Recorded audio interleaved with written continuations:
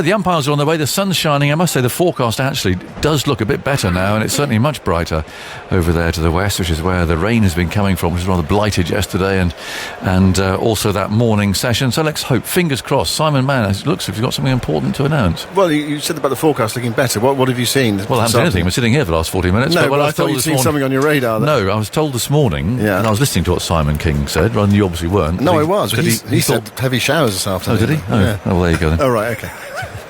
Good luck, Simon.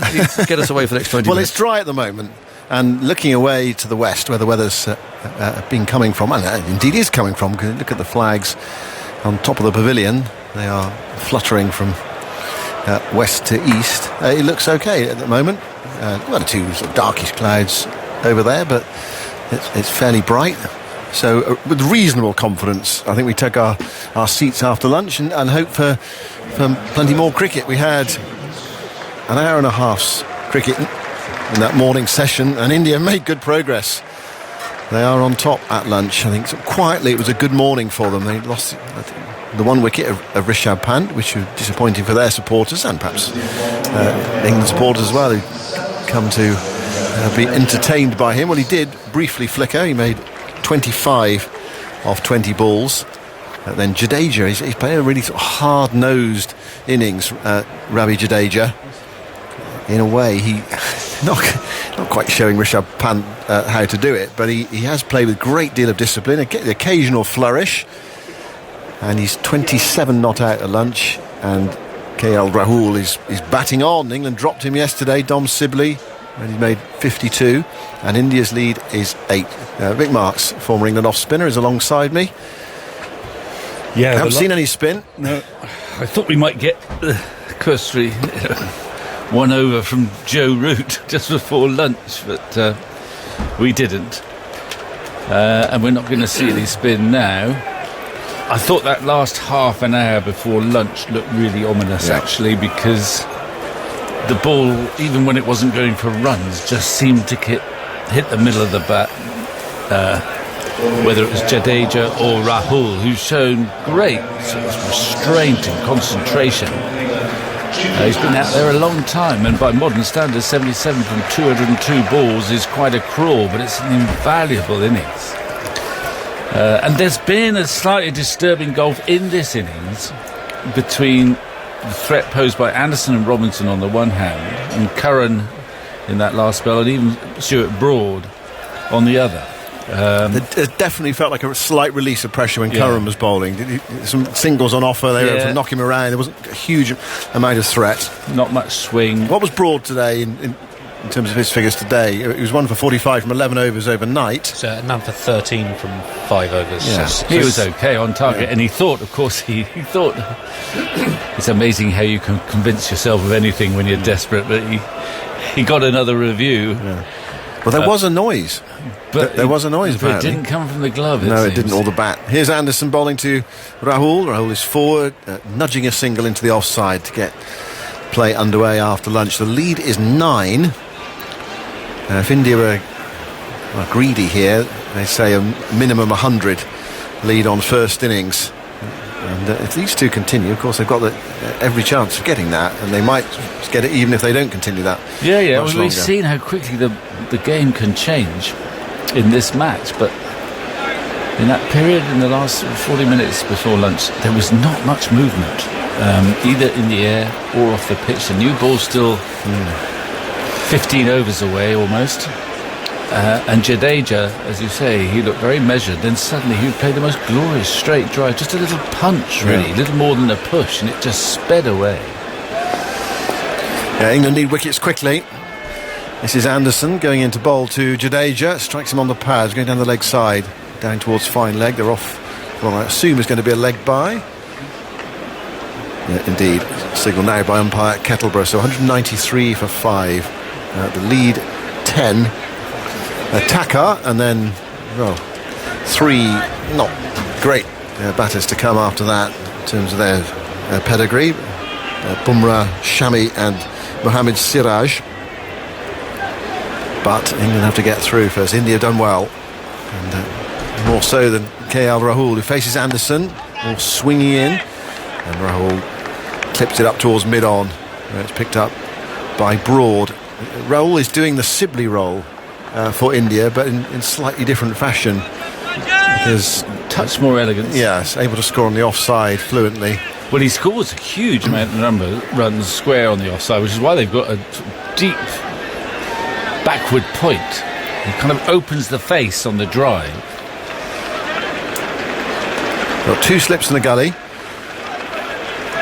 Anderson bowls to Rahul. Oh, he's dropped. Has he dropped there at slip? Well, it's definitely gone down. It was one of those sort of big ballooning away swingers, and he flicked at it, and Root couldn't take the ball. He's just trying to compose himself, Jimmy Anderson. It was short and it zipped off the pitch, and he went to cut it in a slightly languid fashion. He got the outside edge.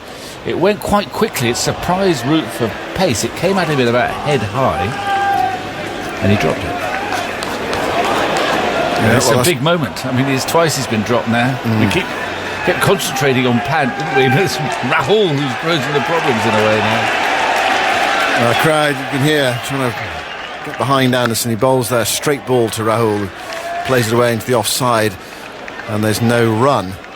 It was a strange shot from Rahul. Because it sort of felt indiscreet. Out of character with what we've seen so far. Yeah, he's left everything outside the off stump. This one was a little bit short, but it bounced more than he expected, and it ended up as a slightly ugly poke. And it just took the top edge of his bat, and it went quickly. But having said that, I think Root would expect to catch it. Well, life first over after lunch. Anderson bowls, Rahul is forward, he sets off for a single, and he goes square with the wicket on the onside. Bairstow comes in, absolutely no chance of a single there. The only thing he could have done there was run out his partner, but this time I think Jadeja has wisely decided, I am not being run out by Rahul, I'm going to stay back and take charge of my own running and calling. There was no run, so that's another big life. And England's slip catching has been poor of late. They drop a number of catches, and they put down 2 in the slip cordon, Root and Sibley. Neither straightforward, but both you sort of expect catch to more catch. often than you drop. This nowadays the standard is pretty high, even from that interesting percentage list, 76% success rate.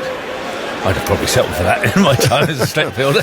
You didn't set very high standards for yourself. The top percentage was about 90%. I can't catch which team had the best. Was it New Zealand? I mean, they have been very good in the slip cordon.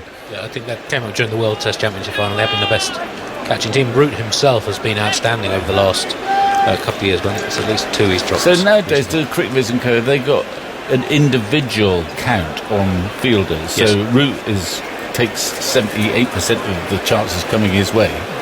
Yes, he's been a lot higher than that actually in the last since he went to first slip after Alistair Cook retired. He's been generally very reliable. Do you do it for outfielders as well? Do they do it for outfielders? They do it for everyone. Yeah, they don't backdate into the 80s. Thank goodness I've retired. long retired. I'm glad they didn't go back there. Right, it's going to be Broad. He's going to bowl from the pavilion end. He bowled at the Radcliffe Road end this morning. Goes in round the wicket to Jadeja. Jadeja is in behind that, playing defensively back up the offside of the pitch. And Broad picks up, and there's no run. Rahul looks like he's signalling for a drink 7 minutes after the lunch break. He does take his time, and I think that annoys the fielding side occasionally, but make sure everything's right. So who's the most fallible catcher in the England team then? Will you have that? You've got that readily available? Give me a couple of minutes, Mick.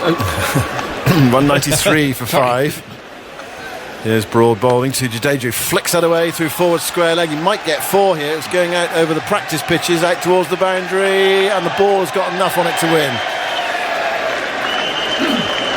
Crawley was after it, couldn't get there. Jadeja clipping him off his pads. Jadeja to 31. These two came together at 145. So, by my reckoning, that's the 50 partnership. Is that right? No, sorry, the 50 partnership came up a couple of overs ago, actually. So I slightly missed that one. The partnership now up to 56. So did the wicket fall at 145 then? 145. Here is Broad moving in to bowl to Jadeja, and Jadeja pulls away at the last moment. Sorry, I was confusing myself by looking at two screens simultaneously, giving me contradicting information. You're entirely correct. That was the 50 partnership. I just wonder if there's something wrong with my arithmetic. Never trust technology. Actually, to be fair to you, he's got 3 screens in front of him there. I was having a huge panic there because I was thinking, hold on, I'm sure if you take 45 away from 97, that's 52. It still is, thankfully. Sun is out. Broad past the umpire, up to the stumps. Short to Jadeja, ducks underneath it, and it's through to Butler. Yeah, the 50 partnership came up in 17.2 overs at exactly 3 runs an over. Jadeja just made 31 of those, Rahul 20. Yes, he's one of those cricketers, Jadeja. I mean, he's good at all 3 disciplines. He's a real annoyance for an opposition captain. He's got triple centuries to his name in first-class cricket. He's an excellent cricketer. And he's Broad moving into bowl to Jadeja. Jadeja nudges it off his hip for a single into the mid-wicket gap. And the score goes to 198 for 5. The lead is 15. Jadeja, with that single, goes to 32. We mentioned the new ball. This is the 68th over, so that's still 12 overs away. And Michael Vaughan was saying earlier that if we get to the new ball, second new ball, then India are going to be in a reasonable position in this game. I wonder whether they will try to score a bit quicker before the new ball comes around. Well, sometimes the new ball hastens the scoring rate as well, if the batsmen play with freedom. Yeah, I suppose you've got 2 players who are in at the new ball, especially someone like Jadeja. Rahul waits, Broad goes in, bowls to him short. Rahul ducks underneath it. Through to Butler. The 1 man to go today, Rishabh Pant, caught by Bairstow off Robinson. And then the game was right in the balance again at 145 for 5. So India then had lost 5 wickets for 48. Yeah. And you thought with Pant going, that's a big wicket. We maybe talk so much about Pant and what he could do to the game, but in fact this pair have changed the complexion of the game in a slightly more restrained manner than Pant would have done. And England down to a slip and a gully. Broad runs in and Rahul pulls away. Is there someone moving at the far end, or did Broad lose his run up? I'm not sure.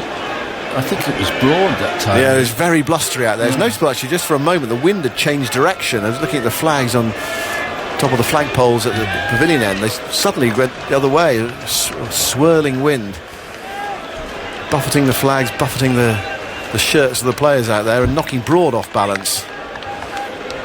Broad back to his mark, tries again at 198 for 5. And to bowl to Rahul, another short ball. Oh, that swings way down the leg side. Butler dives away to his left, and all he can do is push it around the post, and they run through for a bye. That really did swing after it not past the batsman. 199 for 5, and the lead is 16, and that is the end of the over. Backup staff from the India dressing room coming onto the field. Possibly it's a bit of medication for Rahul, actually. It could be. Perhaps he's got a headache or something like that. He certainly had to concentrate hard and work hard, but he's potentially playing a... Right, eye drops, okay. Potentially playing a match-winning innings here. He's 78 not out of 199 for 5. Yeah. Well, also as well, the other thing about when it gets windy, of course, you get bits of dust in your eye, bits of grit, and that might well be what it is. Jadeja's taking the opportunity to have a drink as well. Anderson's ready to bowl. The 2 batters being sorted out in the middle of the pitch. He just about restrained himself, Anderson, when that catch went there, and you could sense his exasperation. But he knows the skipper. He knows you can't go off on one when you're skipper, or anyone else for that matter, really. Drops the catch. You've been striving away. He's bowled really well, Anderson. His figures show that. But there's a difference between 2 for 34 and 3 for 34. Well, he's trying again. His 20th over. Bowls to Rahul. That's full. In ducker. Clipped away by Rahul for 1. They're coming back for the second. Crawley's onto it, running around from deep back with square leg to deep mid wicket. So 2 runs and the 200 is up for India. 201 for 5. They've shown great discipline in getting there. It's not been easy for them. England have made it hard, really challenged them. India's class has told, really, especially in this partnership and in that opening partnership. Sharma and KL Rahul. Anderson bowls. Rahul drives through extra cover for runs, possibly 4, definitely 4. Bairstow can't get it, nor can the man at deep backward point as well, running round. 205 for 5, and the lead building 22 now. And Rahul was also Racing moving along, towards 100. Just over pitch there. Just about half volley. He doesn't bowl many of those. Gentle swing, but Rahul, this time he got it a little straighter in the drive, past the left hand of Johnny Bairstow, who's at a wide mid-off. He's always going for 4, that one. Short ball, and it strikes Rahul. He lets it hit him. They can't get a leg by for it because Butler's after it. They were thinking about it for a moment. He ducked underneath it. I think it didn't quite get up as much as he thought. No. He's actually bowled. You know, Jimmy has bowled quite quickly by Jimmy standards, and this I've looked up, and occasionally he's up at 88. He's had good rhythm throughout, and I think he thinks I deserve a bit more than the 2 for 40 I've got. Well, he has had those 2 catches dropped. Yeah. The same batter, Rahul. Anderson goes in to bowl to him now, and Rahul is forward, blocking that. Picked up by Burns, trotting forward from the gully. Rahul is he's made 5 Test hundreds. He's only averaging in the mid-30s.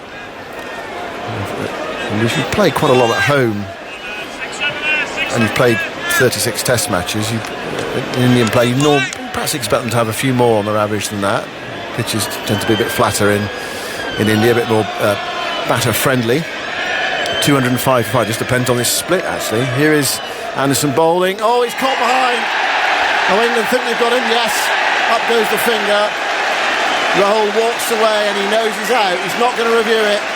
I thought for a moment he was just walking away and then he was going to review it, but Anderson has finally got him. He's found the outside edge, and there's Butler there to take the catch this time, and England have a 6th wicket, and Anderson does get his 3rd. Yeah, well, there's relief there for Joe Root in particular, who dropped him in the previous over. Jimmy is hardly beaming. He just wants more. Good innings from Rahul. He almost, I don't think this was part of the Addison plan, but he had overpitched a couple of times and encouraged the drive, and maybe got sort of Rahul thinking, hang on a minute, I might be accelerating here. I can get to this 100 rather quicker than I've been going. He's just starting to overpitch. I may be on top of him now. Well, that one wasn't quite so full, and he went for the drive rather than the forward prod. And just for an ugly moment, I thought the umpire was not going to give it out, in which case, of course, England have not got any reviews left. Rahul started to wander off to square leg, as if to say, well, what are you getting excited about? But he obviously had nicked it. But there's always that tension when you don't have the recourse to the review. There's also a pressure nowadays, I think, for the umpire, when he knows that the fielding side have lost all their reviews. So if I make a mistake now, it stands. So anyway, he's gone. 6 down. And how much more do we get from India? And results? Well, that was Jimmy Anderson's 620th Test match wicket, putting him ahead of Anil Kumble in 3rd place in the all-time list. Ahead of him, Shane Warne 708, and the Tyler Muruletharan 800. So he only needs another 89, and he's in 2nd position. Yes, Murali's away off still. Well, still, it's another medal, bronze medal.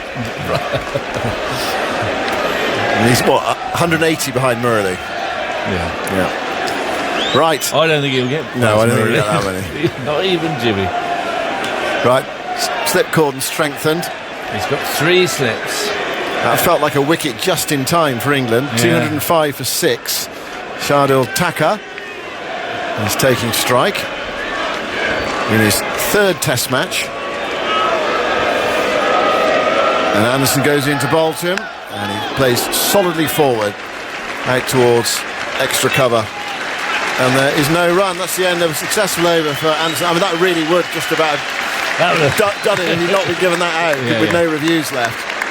But it was a strange one from the umpires. I thought he wasn't going to give him out from it, and Rahul looked he looked quite unconcerned. England totally convinced. Yeah. I don't think there's any. Well, there's obviously no doubt because Rahul didn't review it, but he was.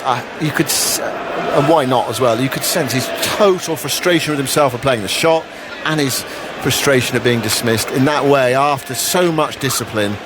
He had to really drag himself away. He couldn't believe he'd done it. I mean, he had played that slightly airy-fairy shot to give Root that catch, hadn't he, earlier in this little session.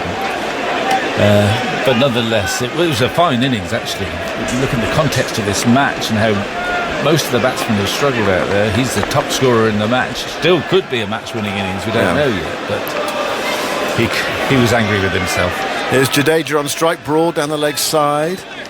An extra zip, it seemed, in that delivery from Broad, taken by Buttler. I'm still taken by Anderson. I looked at the first ball. I know he's just got his wicket, but first ball, how old is he now, Jimmy? 39.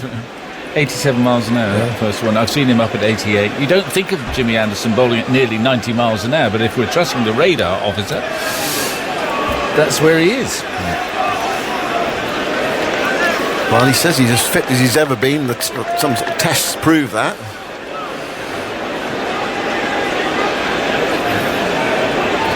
And he's bowled superbly again in this innings. Broad into bowl another bouncer to Jadeja. He's underneath that one, through to Buttler. So Shardul Thakur in at number 8.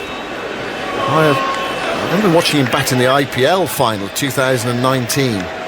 Came to number 9 in that match for Chennai Super Kings, and it was just like the World Cup final. They needed 2 to win off the last ball, and he was facing Malinga. And instead of doing what Stokes did in the World Cup final, which was showing the full face of the bat and hitting it down the ground. And hoping to run to. Hoping to run to.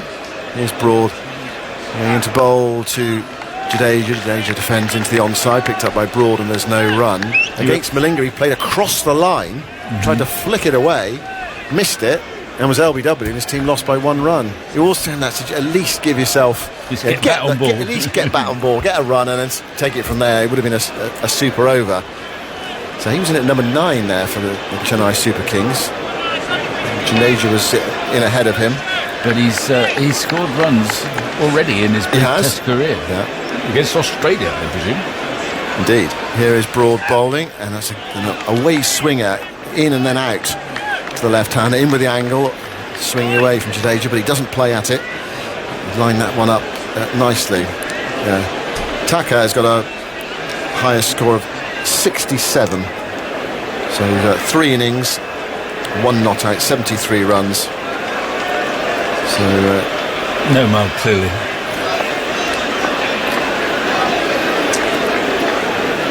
But inexperience in terms of a Test match cricket, which is only his 3rd Test, and he's playing in these conditions in England. Short ball from Broad, sort of skimming short ball to Jadeja, who ducked underneath it, and Buttler's getting a bit of a workout here after lunch, sprawling away to his right to take that.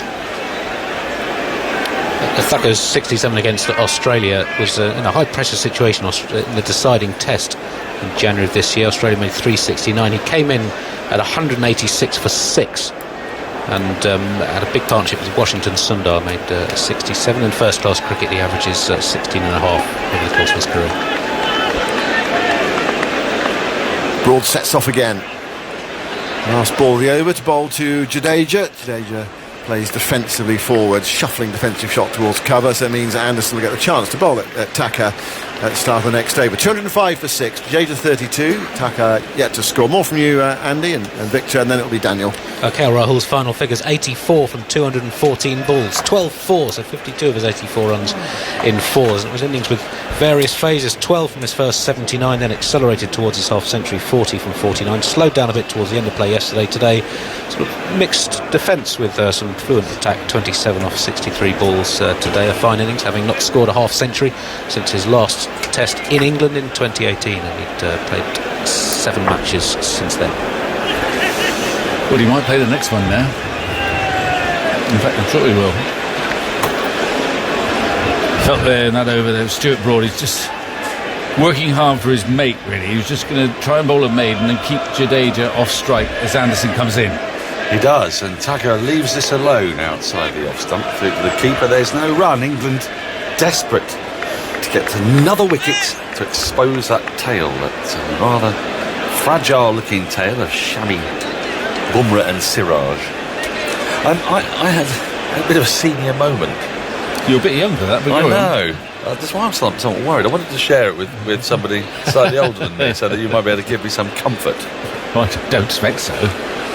Don't get any sympathy from me on that score. Anderson is in, and that's driven back at him momentarily in the air, hence the ooh from Victor, and fielded by Anderson off his own bowling. Just a flicker of a way swing. Anyway, tell me about it. It might cheer me up. Well, the radio was on, Yep. and I was looking... As opposed to the wireless. That's good so far. It was. And I was looking out at the live action, and I momentarily thought that the radio was ahead of the live action, so I was about to see what actually happened. And I had to remind myself that was, of course, completely impossible. Anderson is in. Short pulled out. Missed. An inquiry, a polite one from Jos Buttler, but no more than that. It's because the radio's out of sync, obviously. So, on the odd occasion you're watching the television, so perhaps that's right. The commentary, radio commentary, comes ahead of the pictures. Well, yes, it can be that as well. Yeah, it can be either, really, depending on how you've synced it and with what. So, yeah. But of course, the live action is actually the action, isn't it? So I've just momentarily become fractured, cleaved, if you will, from reality. 3 slips and a gully's in, backward point, mid off, mid on, deep square, long leg. Anderson in, that's played off the outside half of the bat by Thakur into the point region. And there's no run. 205 for 6, the lead 22. A new ball will become available in 9.2 overs, and this is a bit of an issue for Root here because, well, I suppose what he might think to himself is that Sam Curran is a new ball bowler and Ollie Robinson's fine with a new ball, so perhaps he's not too worried about what his combinations of seamers are, and he can't really afford to bowl himself, I don't think. As Anderson is in again, edged and taken. A good catch, diving to his left by Root. Anderson picks up his 4th wicket, and Root had dropped one earlier, has made amends. He's got Tucker out. 205 for 7. And England have exposed that tail. They're back in this game. The lead just 22. Well, it's a forward defensive. It goes low to Root's left. It's a good catch, actually. But he was going to wheel that one in, and Anderson deserves it. Anderson is looking terrific, you know. He's bowling with pace, apart from anything else. He's hitting the bat hard with just a flicker of movement. I mean, he's in great rhythm. And talking about the new ball, I think Root correctly is calculated.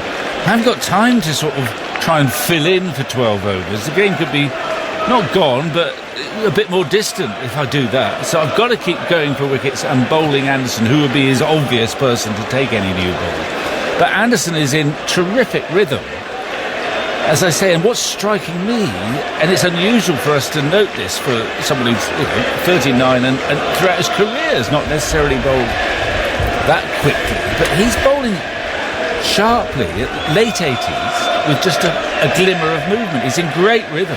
We saw an 88 come up, didn't we? There was an 88 came up an over a 2 back, and it looks quick to the naked eye. It's a wonderful length he's bowled. It's right in that channel just outside the off stump, but full enough. I think he's got the breezes. I mean, this is the end to bowl, I think. There's a bit of a cross breeze, but it's also sort of coming over his right shoulder, and that, I think that's where he would choose to have it, from sort of wide mid-wicket through to third, the other end. So he's got the right end, but he's got great rhythm at the moment. Here he is, into Shami. He is into show, but Shami's pulled away. I don't think Anderson will be pleased by that. He gives a rueful grin. The ball that actually took the wicket, it didn't really move away. It just Thakur just played slightly down the wrong line. New batsman, ball in corridor at very good pace. It's a slow pitch. It carried though to Root at first slip. And it's another duck Another duck in this match. And I think Andy will be very excited by that as Anderson is in finally to the new bat. Shammy, who gets turned around by this ball. It's a little bit shorter and he plays it with both feet pointing down into the point region. No run. The crowd are loving every minute of it. Anderson has 4 for 40. He's got a big grin on his face. Root is feeling, I think, well, he's feeling a lot better after dropping Rahul and then Rahul getting out and now taking a really very good catch low to his left. Andy Zoltzman. It was the 6th duck of the game, 4 for England, 2 so far for India. First slip catch at the 3rd attempt. The first slip catch of the match. Yeah. Root having dropped one, Sibley having dropped one. Isn't it? It's so bizarre that the lack of slip catches when we've seen the ball swing really quite a lot. Well, yeah, I suppose so. I mean, quite a few have not carried, I suppose. It's not a particularly quick pitch, is it? But there is a little bit of movement. Sibley and Root. They don't know where to stand. That's partly why Root dropped Rahul, I think, because he's standing quite close and it went quickly. But, then you don't want to go too far back because Rahul's been defending most of the time. Broad, knees pumping into Jadeja, who pulls in the air out to deep backward square leg, and they'll get 2 for this as the throw comes in. He wasn't in total control of that. I wonder how Jadeja will now approach this. Shammy has pretty much one gear and it's 6. He tends Gear number 6. Gear number 6, yes. He tends not to be able to resist going after it, as we saw in the World Test Championship final. After that, Bumrah and Siraj. So does Jadeja now think, right? Well, he's ignored the bounces previously. He's had a couple from Broad and he's just let them go above his head. And on that occasion, right at the start of the over, he had a swat, but not a very convincing swat. Slips coming out. Dom Sibley's. Well, what we've got here is... is it going to be a bouncer war from Broad? Yes, it's going to be a barrage. We've got a long leg that's quite wide, then we have a deep backward square leg, 10 or 15 yards in, and a deep just forward square leg, obviously, because you only have 2 behind square. As Broad runs in to Jadeja. Jadeja plays and misses outside the off, stuck to one that genuinely moved. This ball is 71.2 overs old, and Broad has finally got one, actually, to go away past the outside edge of Jadeja's bat. He's bowling round the wicket to the left-hander. Yeah. Bit off the pitch, I think, there. Yeah. I mean, you wouldn't think he would have a seam that could do much for you, but that's gone a mile, looking at the replay there. Ooh, pursed lips from Broad, a narrow gaze. Broad wants to, as they say, join the party. Join the party, yes. His figures, by his standards, are a little bit ugly. None for 65 from 18.2, unusually for him. That's the one slip in. Broad into Jadeja. Jadeja gets another bouncer. He circumspectly ducks beneath. There's no run. 207 for 7, the lead 24. Jadeja has 34 from 67 balls. And Andy, this is a happy hunting ground for James Anderson. How many wickets he now got? Is about 68 or so? Do we have his Trent Bridge stats? He does bowl well here. He bowls very well here. I'll get exactly how well. Very short. Thank you, Andrew. Broad round the wicket to Jadeja, another bouncer. How many are you allowed? That one seemed quite high. I'm not seeing any. They're not bothered really nowadays. Is the umpire even going to say that's your one for the over? It's almost like they've given up on that. That seemed quite a high one. It was a high. It wasn't a threatening one because it was so loopy that he just barely had to duck. But he obviously chose with this field. I mean, 2 balls left. It's not really a good risk-reward shot, the hook shot with 3 men back. Well, Anderson's going to want to bowl to Shammy as Broad comes in. 2 balls left in the over, and Jadeja guides this to Burns gully. It's quite deep at gully, and there's no run. So let's take a look at this field. With 1 ball to go, there's a deep backward point. I wonder if that fielder might want to come in for the last ball. He'll One probably slip in bounce the gully. Yes, if he's got another one in his locker, there's a mid-off. An extra cover is currently a bit deep. I imagine will come in a bit. It's a very straight mid-on, and then there's acres and acres of space out to the 3 men who are positioned for the top-edged hook. Just in front of square, 20 yards behind square, and really a long leg still, not a fine leg. Might want to be a bit finer. Broad is in to Jadeja. And it is short, and he hits it down. It's really well controlled pull shot, actually, down to Crawley for a single, and that will infuriate England and Anderson and Broad, because it'll mean Jadeja keeps a strike. 208 for 7, Jadeja 35, 72 overs have been bowled. Andy. Anderson at Trent Bridge in 11 tests, including this one, 68 wickets at an average of 19 strike rate of wicket every 42 balls. He's taken 7 5-wicket hauls on this ground, so 1 wicket away from his 8th. And he'll be only the second seam bowler to take 8 fifers on a test ground, should he achieve it. McGraw? Both of them at Lords. Both of them at Lords. 8 fifers in 15 tests. He played a lot of games there, didn't he? Yeah. Happy hunting now. But took an 8 for, didn't he, then? He did 8 for 34 against Pakistan in 1970. Other than that, Muralitharan has 14 fifers at the SSC Colombo, 11 in Candy, 11 in Gaul, and Herath, his successor as Sri Lanka's prime spinner, 9 in Gaul and 9 also at the SSC in Colombo. Yes, and Kumble must be somewhere along there as well, mustn't he? Played a lot of different grounds. Yes. Oh, did they? Yes, did he? So they move around. Oh, dear.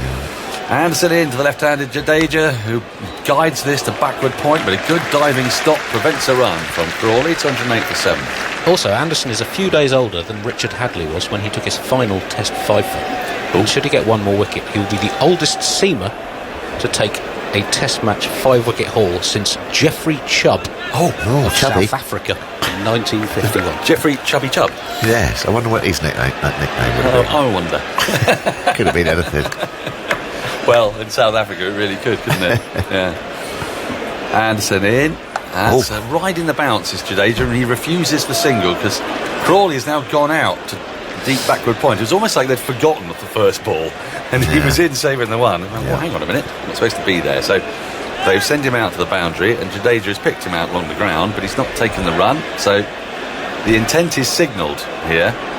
And I was talking earlier with Victor about the new ball and how he might manage that. And Victor's view is that Root thinks he's just got to go for it with the ball that he's got.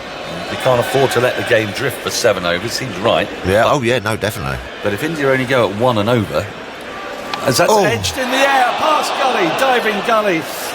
It wasn't a chance. It was close to a chance, and it's going to be 4 runs because Crawley just couldn't get around to stop that. A good diving attempt. It flew over the top of a smiling Rory Burns. He wasn't smiling at the time, but he is now. The ball got a bit big on Jadeja, and as Victor was saying earlier, Anderson is really bowling with some pace and fire, and that's popped a bit on the pitch, which will please the likes of Bumrah. I think he realises, Dan, that he's the only one who's been looking. Oh, that really did climb. I mean, he was looking to play the cover drive to that. That's hit him on the stickers or on the splice, and spliced it over the gully. But I think Jimmy realises that, apart from a little bit of Robinson, perhaps, he's the only one who's looked most likely, isn't he? Has really. 29 the lead now. 212 for 7. 2 sips of gully remain. Here comes Anderson. And he goes for it. There's Jadeja, and cuts this wide, short ball out to Crawley on the point boundary, who fields, throws in, but they don't take the run. So now there are 2 balls left in the over. Surely Crawley now comes in. Surely Crawley. Surely Crawley. Surely. Don't call me short. Stop calling me Surely. Yeah. Now, I don't like this field now because there are 2 balls left, and we've got a deep backward square and a deep forward square and a deep point. Right. What don't you like? There's one man, it's a mid-on saving one. Yes, now Crawley's come in. Yes. That's right, that's more like it. Anderson runs away from us. 2 balls left in the over. Down the leg side, flicked away in the air for 6. Jeez. What a shot that is.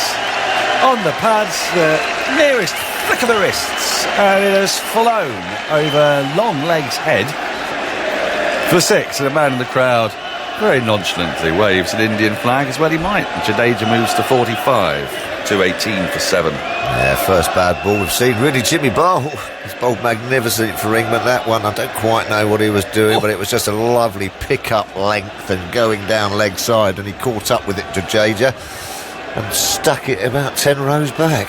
Well, this is why Jadeja is the first name on the team sheet. He's such a dangerous player. Down the order, waiting to get the ball back.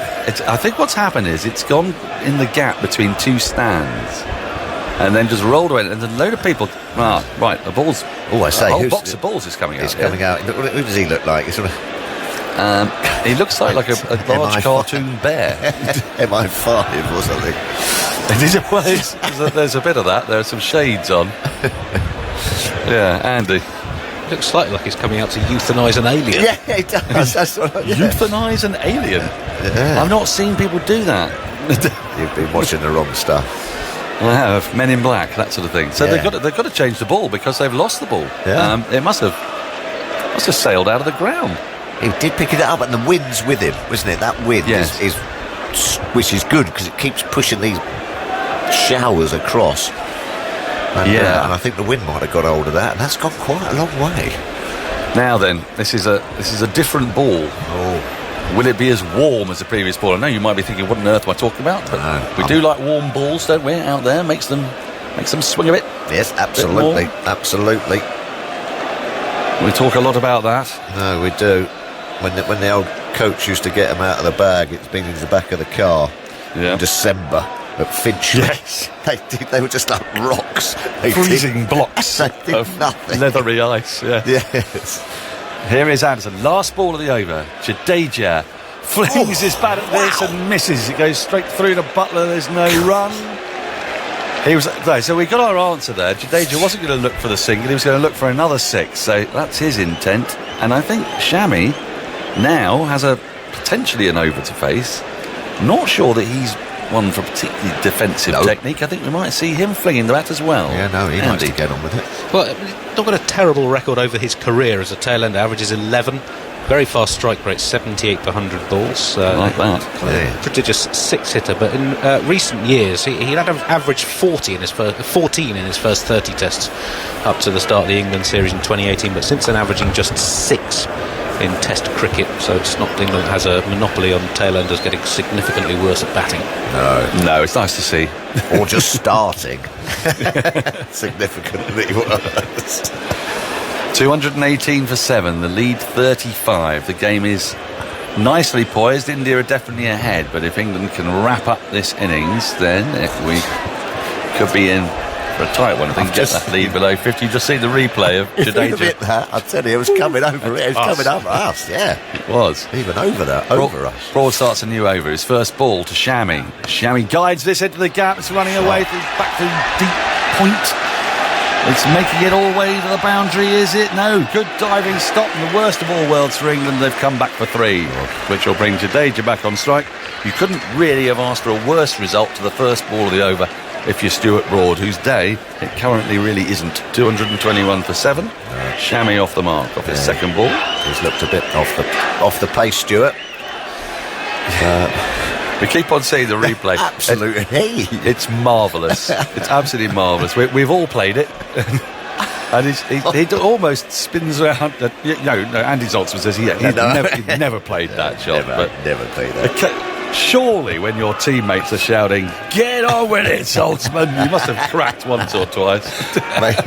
Makes him even more determined when the own team's having a go. Did me, actually. You definitely bring out the solid forward defence to the half volley.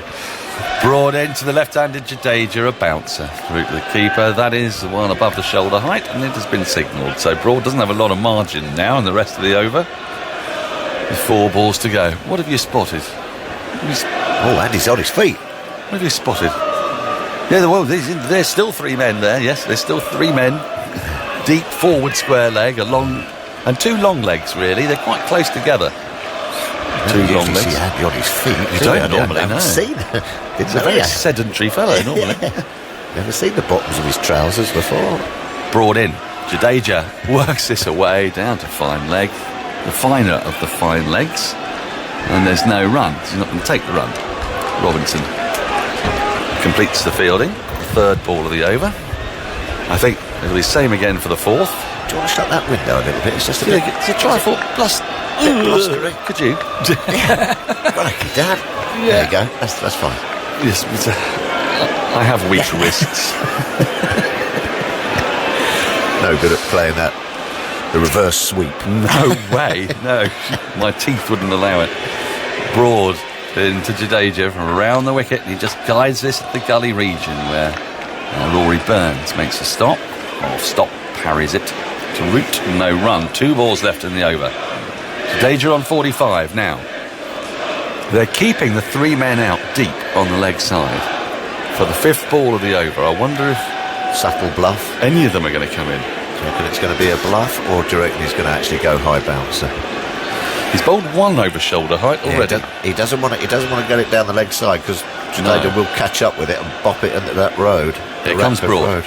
Jadeja defends into the offside. They think of a single. Fire at the stumps. Oh, he would have been out by miles if it hit. In fairness to Rory Burns, he didn't have many stumps to aim at. He was quite square on, but he was a long way away with the throw.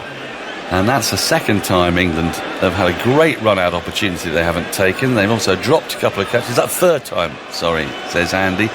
He wasn't even in the picture. And it's a horrible throw. He slams it into the ground. Horrible It was throw. a dreadful throw from Burns, and it means that Shami has got 1 ball to negotiate. He's not the sort of man who tends to take the defensive negotiating option, but I suppose if there's only 1 ball left, he might be emboldened so to do. Might have to have a grit of the teeth and try and leave one. 2-2-2 for 7 for those of us of a certain nature. Just getting slightly uncomfortable for England now. 40 odd. Last ball of the over. Broad in to Shami. Wide of the off stump. A terrible delivery from Broad.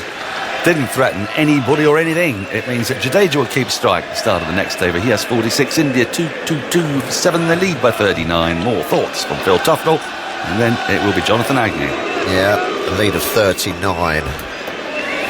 England not particularly good at these sort of situations, if my memory is any good. When batsmen start farming the strike and rotating it, get a bit frustrated at times. This England side and Joe Root, putting men out on the 4th ball and everything. Agnes, it's just starting to get a bit uncomfortable now. 40 lead. It is. You wouldn't want 60, I don't think. No. It's getting a bit cloudy again, but it does look clear over to the right. Robertson's coming back again. He's bowled beautifully in this innings. 2 for 55 from 21 overs. Sun breaking through.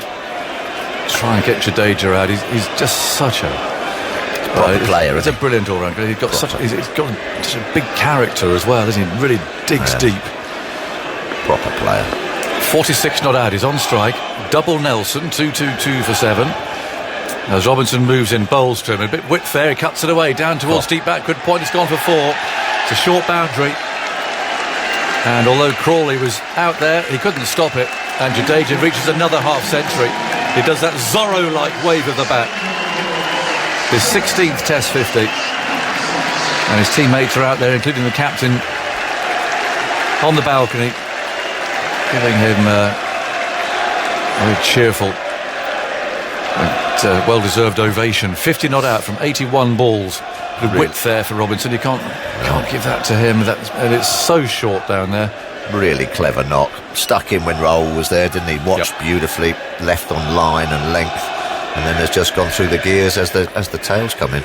The lead's 43. Robinson moves in again and bowls. Again, it's too wide. It's hitting through the covers. This time the other way. Crawley's got to run to his left. They'll come back for the second. And they're rather free hits out there. That width.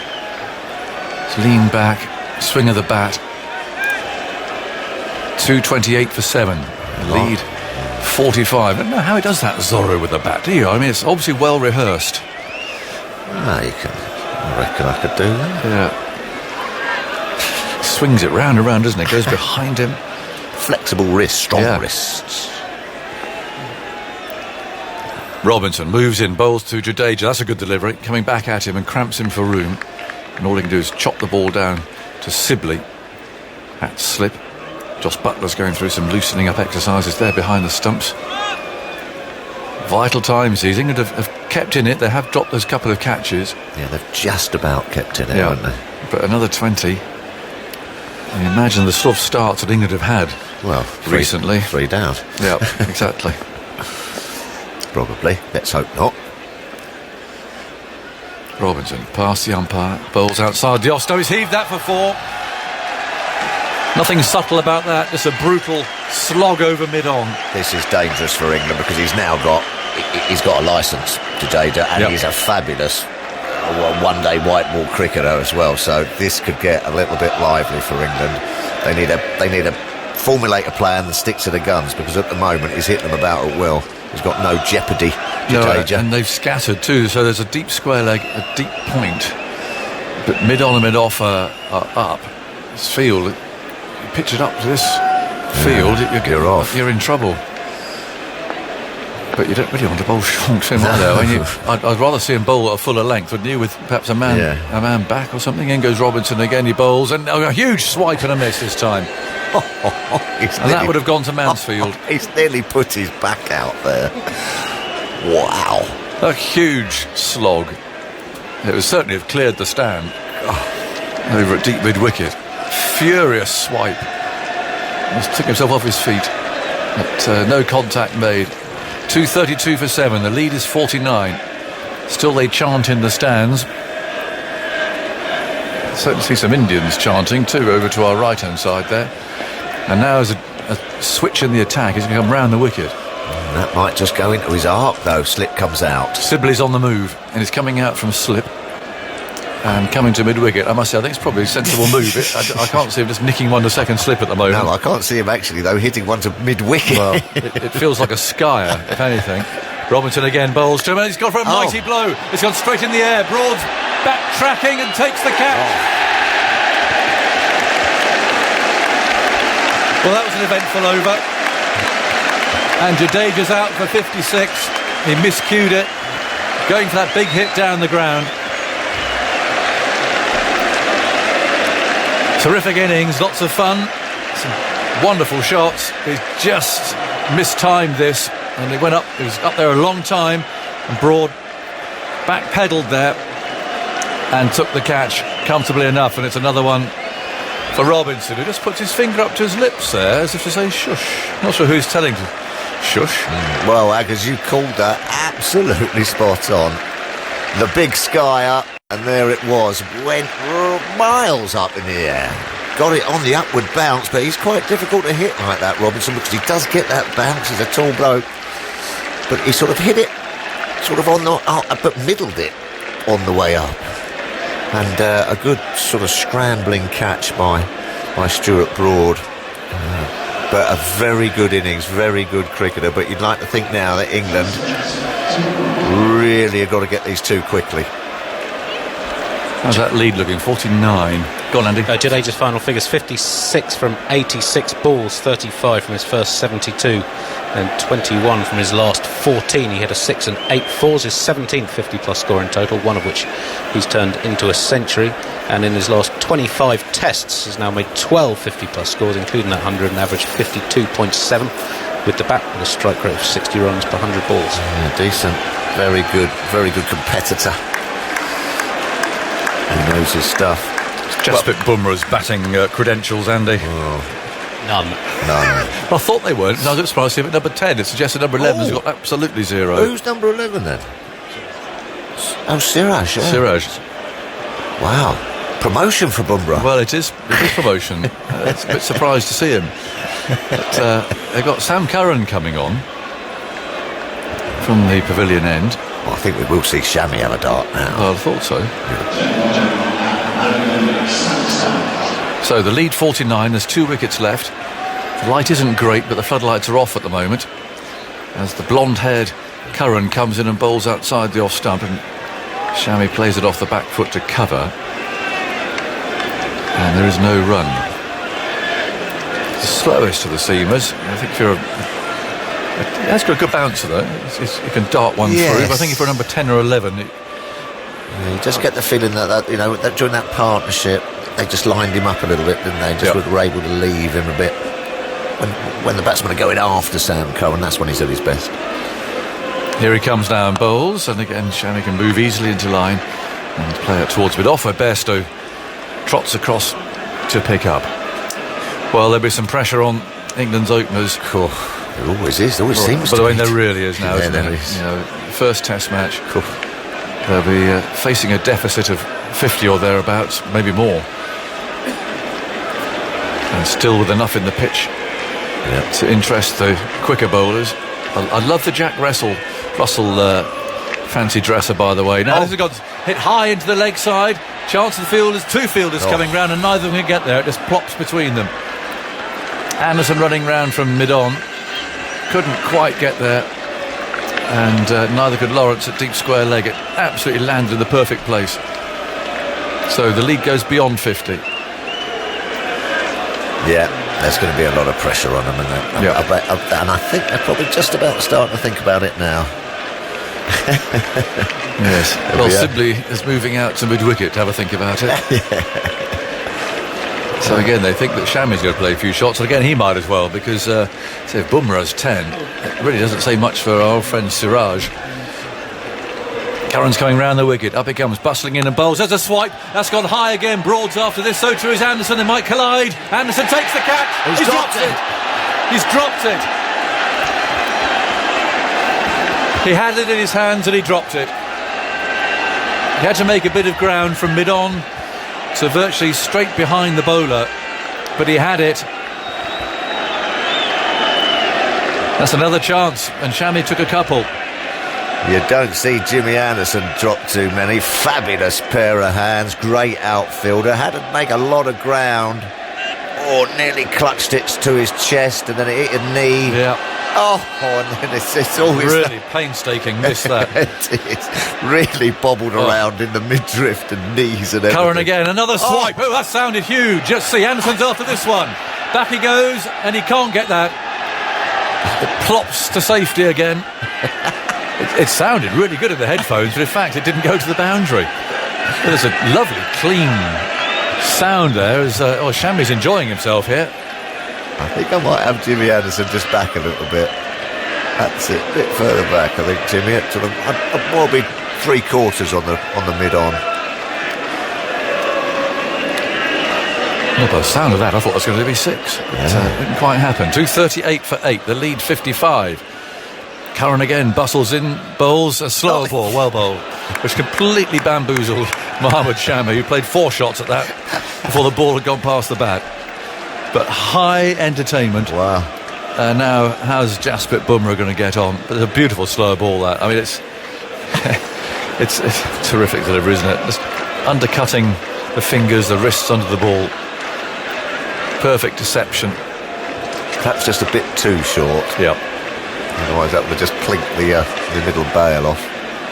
Anderson 4 for 50. Broad, no wickets yet. Robertson 3 for 65. And Curran, no wicket for 42 from his 12 overs. Robertson's going to continue. To Jasprit Bumrah. On a short leg. I can't see Jasprit Bumrah pulling Robinson out the deep square leg, can he? I think it's unlikely. Yeah, but he might just and you pop one up. You also don't want him to get the single out there either. No, I'll make a spot on there, John. I don't like this. Bring him up. But they're not. Acres of space on the leg side. As Robertson runs in and he bowls to Bumrah, who nudges it around the corner and takes a single. Not a great ball, to be honest. No. That's Bumrah's 44th test run on his 21st test. Right. Currently averaging 2.2. Well, one more and he'll need oxygen.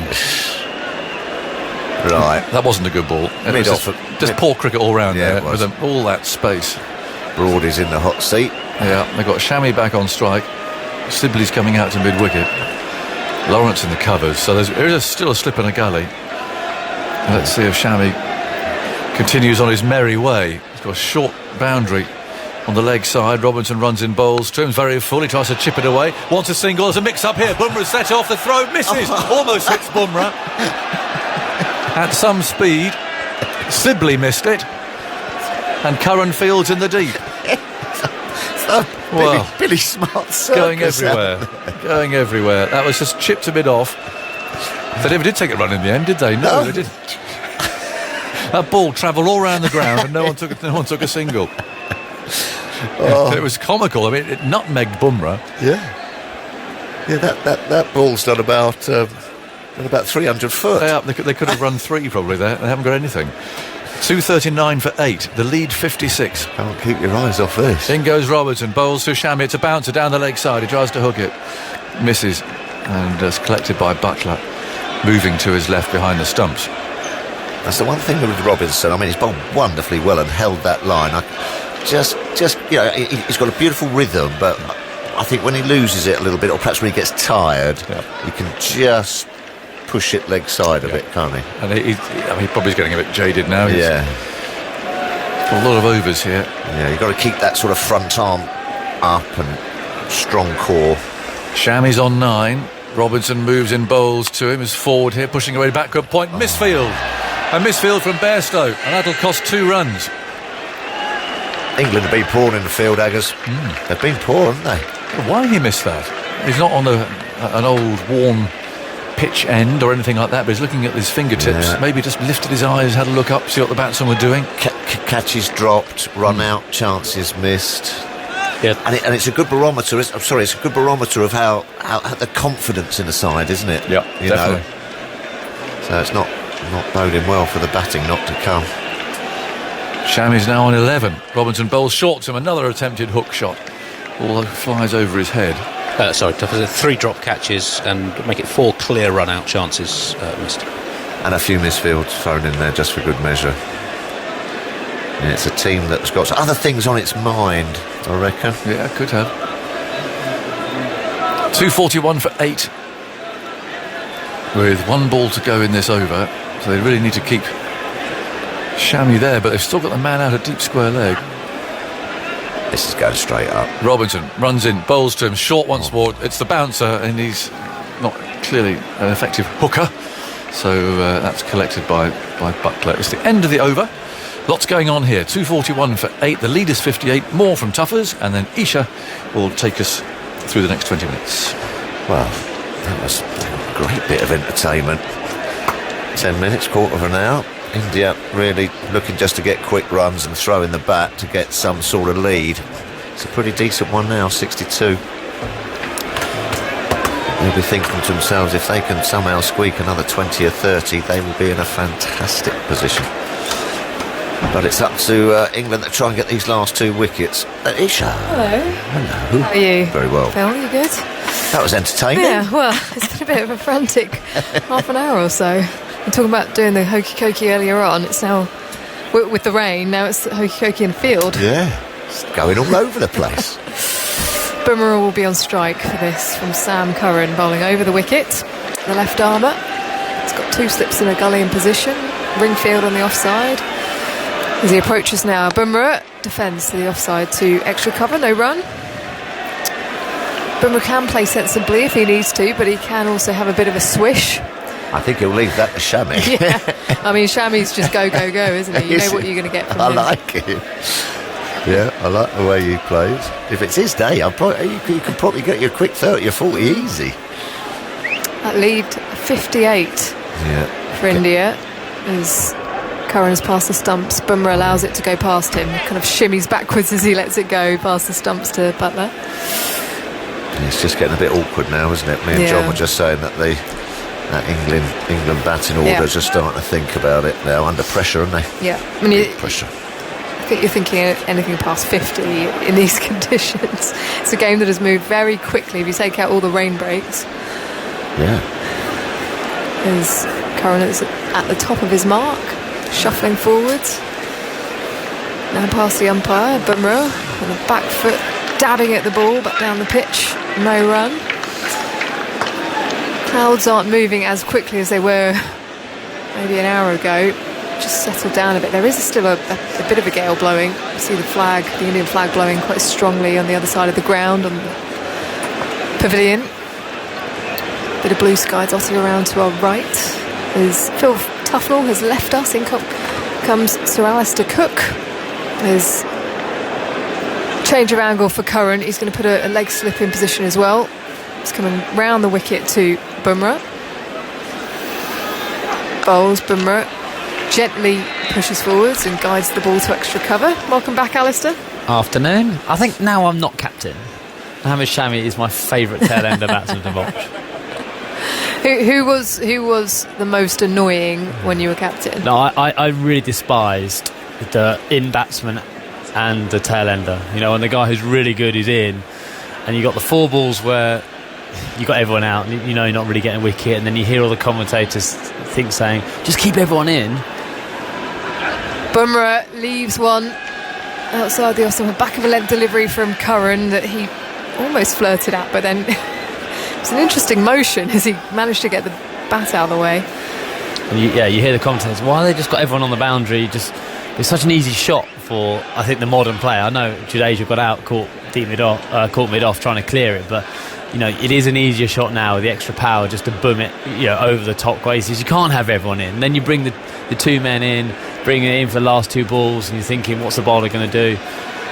Curran in again. Bumrah ducks underneath a short ball quite late, you would say. He saw it and then at the very last minute just dipped his head. Probably quite thankful it didn't hit him on the helmet. As that is the end of the over. 241 for 8 then India. 58 ahead, Shami on 11 and Bumrah on 1. Shami does have one Test half century. He was on this ground against England in 2014. There you go. Who's captain? Captaincy of Alistair. They made 51 not out. In a last wicket partnership with Bhuvneshwar Kumar, who's a very good lower order batsman of 111. I mean, the second highest last wicket stand in that game was Anderson and Root. Then added 198 for the 10th wicket. Bit of a flat pitch, Alistair. Well, took a special bowler to take a wicket. Well, I was going to say that it's a very flat wicket. I mean, I dread to think how few runs I actually scored in that game as well. But as I said, when I'm up here, Mohammad Shami's brilliant because you just think he's going to try and hit every ball for 4 or 6. Gives you a chance. Robinson to continue from the Radcliffe Road end. Point has gone out to the boundary as he bowls now to Shami, back in his crease, struck on the back leg as he nearly topples over as it finds its way to gully. No run. And then he tries to play sensibly and gets hit, so I reckon this ball he's going to save. It's going to be a heave-ho. Don't bother about that. Stuart Broad down in front of us at long on. He's about 20 metres off the boundary. Deep backward square and fine leg. Short boundary that down to fine leg pavilion end as Robinson circles at the top of his mark and he comes ambles in. Robinson to Shami inside edge and finds its way to deep backward square, looking to push at the ball to the offside, but no foot movement really as he gets off strike. Moves to 12, 242 for 8, lead of 59. You think Bumrah's had a word with him and said, look, let's play sensibly? Maybe. But yeah, everything's been quite calm since I got in. Let's bring Tuffers back. Tuffers in here, they're trying to hit every ball for 4 or 6.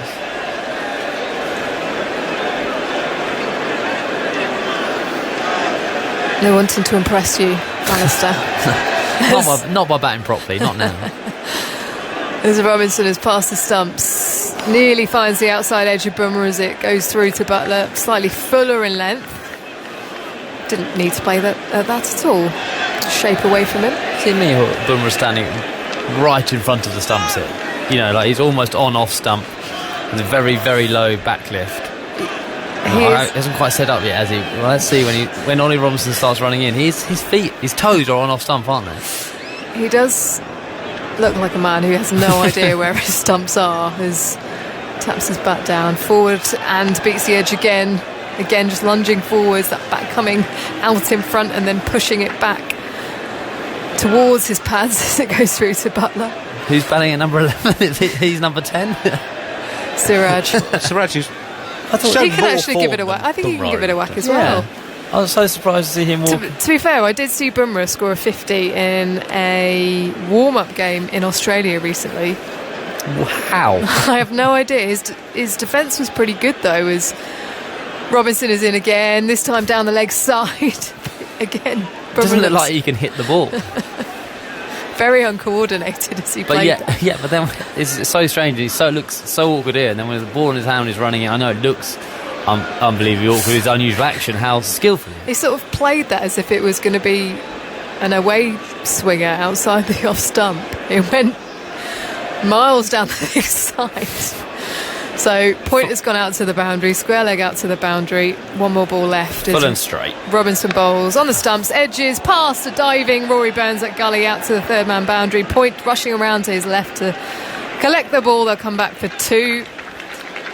India moves to 244 for 8, lead of 61, Bumrah to 3. So Shami will face the next delivery as drinks are being brought onto the field.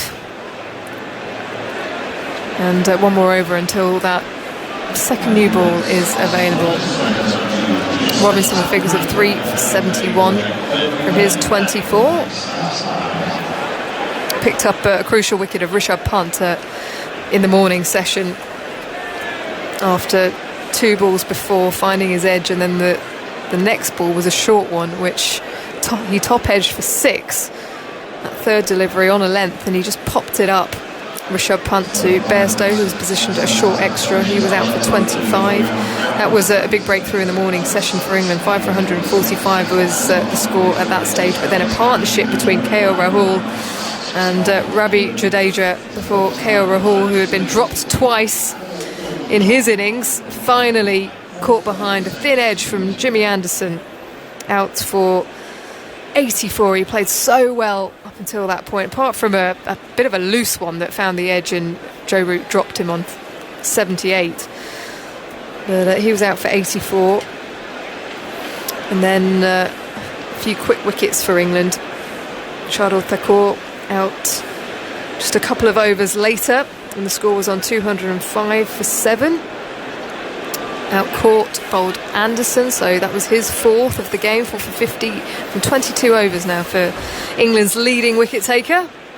And the final man to go, Ravindra Jadeja, for a well-made 56 from 86 deliveries, including 8 4s and 1 6. He thoroughly entertained everyone here at Trent Ollie Robinson in his 3rd Test innings has taken now 10 wickets, 4 and 3 against New Zealand, and now 3 today. He's the first England bowler to begin his Test career with 3 wickets in his first 3 innings since Nick Cook, the left-arm spinner, in 1983, and the first seamer to begin with at least 3 in his first 3 innings for England since David Larter in 1962 and 1963. An impressive start. What do you think is par on this wicket? I said when England batted on day 1, I thought 270 was about par, but I don't think it's as high as that. 250, you think? Yeah, well, India batted really well for 250, but 3 drop chances. Does it depend on the conditions? If it suddenly becomes really sunny and there's no cloud cover? But yeah, that's a great. Yeah, it's a great point. You know, because I thought India are about par now. You 250 for 8, 244 for 8, but they've had 3 drop chances, 3 missed run-out chances. So yeah, maybe, because you're trying to think now, how do England get back in the game? Do they have to? Would they mind defending 188 or 180 or something, 190? Well, yeah. You'd say they would. I think 190 on this wicket with a bit of cloud, you'd say would be a good chase. Set up for a fabulous first Test match as Curran approaches now. Shami pops it up in front of him. A good length delivery. Finds its way out to deep point. Rory Burns chases after it from gully, but that was in the air for a little while there. I think it's a slower ball, just a slightly off-pace ball from Sam Curran. So that lead now 62, Shami to 13. We're bringing you all 5 Test matches, of course, on Test Match Special. But there's plenty more live cricket on the BBC. Commentary on today's Royal London Games are on the BBC Sport website. And starting at 3:30, you can hear Welsh Fire against Trent Rockets in the 100 as Curran bowls to Bumrah, who defends on the stumps, but catches the outer part of the bat and heads out to point, no run. That 100 match is on the BBC Sport website and app. It's building up, just over halfway through that tournament. Have you got a 100 team? As in, you got a 100 team who you support, or do you have to say neutral in your role? As Curran bowls to Bumrah, who defends this time on the leg stump, but works it almost to mid-wicket off the front foot. I was supporting the London Spirit at the start of the tournament. What, because now they haven't won a game, you're not supporting them? I'm supporting the women, who are actually doing okay. Yeah, it's an interesting one, isn't it? I tend to like the winners. Well, yeah, glory supporter. As Curran is into Bumrah, who lunges forwards, gets right on top of the ball, and that's been the best defensive shot he's played so far in this innings. Without wanting to chase Bumrah as a bowler here, surely the full and straight Yorker, which we see quite a lot from Sam Curran, is in the game. His feet are so far across onto the stumps. He's come back over the wicket now. Yeah, the left armour over the wicket to the right-hander Jasprit Bumrah. So the slips just move slightly further right. 2 slips in a gully in position for Bumrah as Curran speeds in. Bumrah misses the ball outside the off stump, angled across, nearly finds the edge as Curran spins round and retreats to the top of his mark. Bleached blonde hair, Phil Foden style, as he takes the ball from Jimmy Anderson at mid-off, tubey grip extending out from beneath his shirt on his left arm. Bowls, and Bumrah, well, you would say he left that, he beats the edge. He looked like he was playing French cricket, getting the pads in front of the stumps close together, and his bat almost poking at the ball, but doesn't in the end. 245 for 8 then, India, a lead of 62. Of course, in the 100 news today that the BBC will be broadcasting 3 additional women's 100 games live on BBC Two. The Manchester Originals game against the London Spirit on the 10th of August, that's next Tuesday. The London derby between the Oval Invincibles and the London Spirit on the 14th of August, and Birmingham Phoenix's trip to the Northern Superchargers on the 17th of August will be aired on BBC Two, which is just wonderful for the women's game, given the numbers they had on that opening day at the Oval. Record numbers for a domestic women's game as Robinson will continue from the Radcliffe Road end, and the second new ball has been taken. Swing from Shami, looking to drive the ball through the covers, and well, how far away do you reckon that was from the bat as it went through? Yeah, a long way away. I was trying to do sign language to each other. She was reading about the news about the brilliant news that cricket's on BBC Two, and I just saw the new ball was taken. She was reading it out, and I was trying to do my signals were absolutely rubbish. Well, I thought you were signalling away swinger. I don't know how to hold the that ball in his hand. What are you talking about? You got your wicket here with an away swinger, didn't you? As that struck on the thigh pad. Back of a length delivery from Robinson, and it falls out in front of him. You're very kind. I love how you say it's a away swinger, caught down the leg side. Yeah. It was an attempted away swinger. Yes, thank you. Well, you came in at an angle, didn't you? I remember. I see. Hair blowing. Well, Robinson's picked up on that, and he comes in from an angle now. Oh dear. He's very Angus Fraser-like, isn't he? In his approach. A similar sort of bustle as he gets to the crease as Shami is bowled. That's what you were calling for, Alistair Cook. Full straight. And Robinson can add to his tally of wickets that he's picked up so early on in his career. 4 now for him as Shami trudges back to the dressing room. England players gather round. Just 1 more wicket then for them. 245 for 9. With that lead, 62. Yeah, just bowled him off his pad. I reckon there must have been a message there sent from the Indian dressing room to Mohammad Shami, like to try and eke out as many runs as he could, because he definitely changed in the last couple of overs, playing a lot more sensibly. I reckon now he's walking off thinking, well, what's the point of batting like that? I try to bat sensibly, I miss it. At least get caught deep back of square leg, or keep caught on the boundary going for runs. But another wicket for Ollie Robinson, who's him and Jimmy have been the standout bowlers for England here. And can he grab a fifer? His first fifer, he probably won't have a better chance, I would say. 3 balls and a few balls at Bumrah, and Siraj with a brand new ball. Well, he had a pretty good chance at Lords, didn't he, before Stuart Broad dropped? Ooh, did he? Yeah, there was a drop catch that was, I think it was quite a simple one as well. I think I was at that game. Yeah. So another opportunity for him here. He's actually just having a long conversation with Jimmy Anderson at the moment. He's got 2 veterans alongside him to take advice from as to how to bowl these next 3 deliveries. Mohammad Siraj on strike then, averaging a healthy 7.91 in Test cricket. Bumrah's 2, isn't it? I don't quite understand their selection policy of 10-11. I actually think Siraj is a pretty decent bat, but I think Bumrah perhaps defensively maybe better. He's setting up nicely, Siraj, as he taps his bat down. Robinson on the approach, bowls full. gets it past the pads. He goes up for the appeal, but it was quite clearly going down the leg side, and it finds its way to Butler, who dives to stop the ball. Do you think James Anderson now, who's standing mid-off, giving you advice, just bowl 2 more down the leg side, thinking just so I can get another opportunity at a Pfeiffer. Well, he's on 4 as well, isn't he? I think that they were laughing and joking. I wonder if that's what they were talking about. It's just another word there. Anderson at mid-off, Broad at mid-on as Robinson approaches the crease again, bowls full. Siraj drives, sets off, but sent back by Bumrah.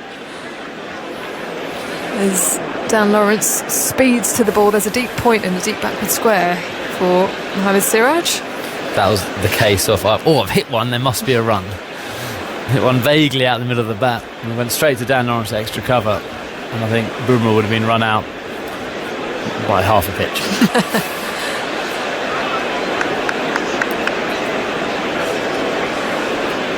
Robinson steps forwards into his run-up. Siraj smashes it back past him, a full delivery, and he has hammered that for 4. 249 for 9, India, a lead of 66. Don't bowl there to me, says Mohammad Siraj. Well, Robinson did very well to get out of the way of that. That's hit absolutely out the screws. Went past his upper shin, left upper shin, and as he pulled his leg away from it, that would have given him a nasty bruise, and that's come out of nowhere, didn't it? But you're right, he's a more attacking player. They've used Bumrah for his defence at number 10. They're breaking up the big hitters at 9 and 11. They are useful runs, though, you have to say, especially the way this game has played out. 66 ahead. As Curran will continue from the pavilion end. I did wonder whether he might give Jimmy another go, but I suppose that hasn't been the end he's been successful at this game, as Curran is in and swiped away, this time from Jasprit Bumrah. Gets it past mid-wicket to his left as it finds its way out to the deep mid-wicket boundary. Jasprit Bumrah getting in on the act now, moves to 7, 253 for 9, India. Look at the last 2 balls who had the best 2 shots of the game. Come barrel straight drive to rouse the ball before, and then that was clipped through mid-wicket, and the absolute nuts off it. Past Dan Lawrence, the in-swinger from Sankar on the new ball. I do like the retro bats that are being used in Test cricket again. The Sunny Tony that he's got in his hand. I remember having one of those when I was younger. As Curran is in. Bumrah slaps this one out to the deep square boundary, up and over, Johnny Bairstow. As that is hit for 6, Jasprit Bumrah, a short ball. In fact, it's Dan Lawrence out there, it's usually Bairstow, but he leapt up into the air, but it was just too high to take the catch. It's Bumrah's highest Test score. Previously it was 10, also his first 6 in his 21st Test. 13 to Jasprit Bumrah, 259 for 9 then. A lead of 76 now for India. Here comes Curran again, as that is edged and up and over the slip cordon this time, down to the boundary for another 4. Boundaries are coming freely here for India. Joe Root with a smile on his face, and Sam Curran seething as Bumrah moves to 17, 263 for 9. Has that flew off a length? Has that really popped off a length? It has, hasn't it? That was a good length ball. It's hit the shoulder of Bumrah's bat. I have to take this back. When I laughed at the fact that you saw him get a 50, that pull shot and that clip through mid-wicket actually does have some shots. Yeah, he did play quite aggressively for that 50, and it was against a decent Australian A attack, I seem to remember, as Curran bowling over the wicket to Bumrah. This time feeling for one outside the off stump, a slower ball that he isn't able to connect with. Now he's shaking his head and smiling. It is wonderful to watch Jasprit Bumrah play his cricket, because he does generally have a smile on his face, even when he's bowling 70 mile an hour searing Yorkers. So this over 464 dot for India. Valuable runs though. Partnership of 18 so far. And it's now his second highest score in all first-class cricket behind that 55 not out against Australia A in December last year. Taps his bat down gently. Curran bowls, swipe across the line, and then just rehearses one straight down the ground as that goes through to Buttler. So he aimed to hit that through mid-wicket or cow corner, and then he aimed to hit a back of a length ball in the practice shot over mid-on. That would have been a shot. Well, the wind is blowing from right to left, so looking at going with the wind. Bumrah sets up. Curran bowls full, looking to run him out. work it. Leg side, run out is on, but I think he was fine. Siraj diving to get in. Craig Overton with the underarm flick at the stumps, and it finds its way down to fine leg.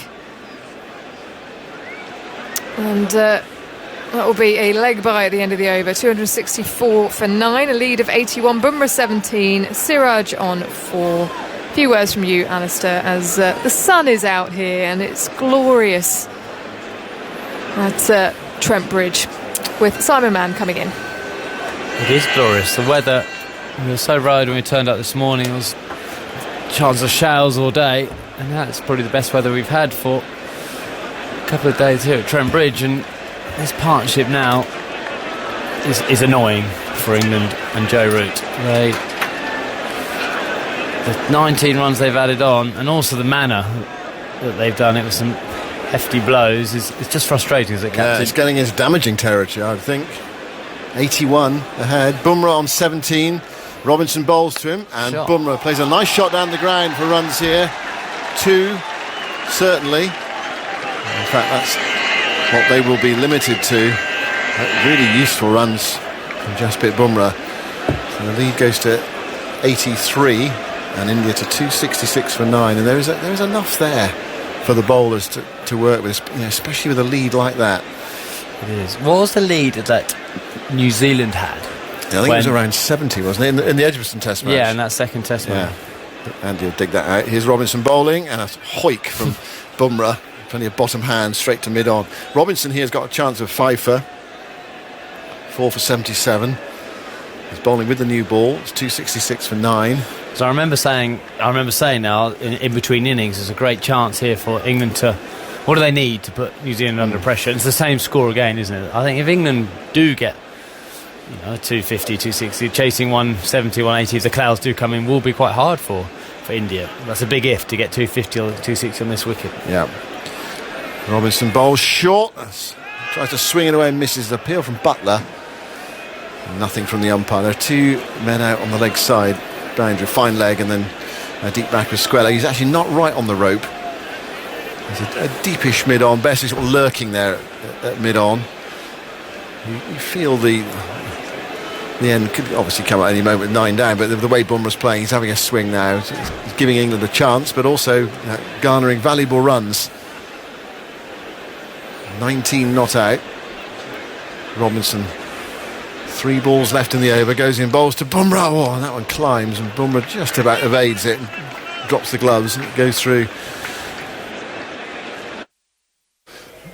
The Edgbaston Test against New Zealand, the lead was 85 at the end of New Zealand's first innings. England 303, New Zealand 388, all out. Similarly, they've been 336 for 7, then added just over 50 for the last 3 wickets. India were 205 for 7 here, so they've added just over 60 since then. Useful runs. Yeah, so mirroring that game at Edgbaston, this one. 83 the lead here. Robinson bowls to Bumrah. A huge slash at that one outside the off stump and misses. He really is winding up here, Bumrah, enjoying himself. He's the real work, his proper job, come in a few minutes' time. He's enjoying a chance in the middle. Came out with a test average of just over 2. He's on to 19 for 27 balls, and he's got that licence. It's a nice situation to be in. It doesn't really matter if he gets out, because the job has largely been done with that lead of 83. Robinson bowls. Again, he tries to swing that away. It's at the back of the bat. It might well be. It's going down towards the boundary. That's gone for 4 as well.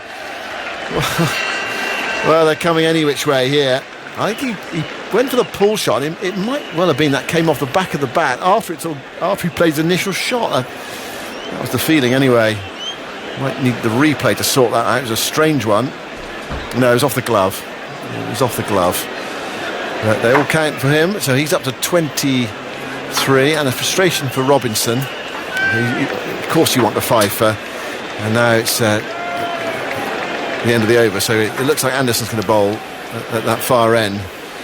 270 for 9 India, the lead is 87.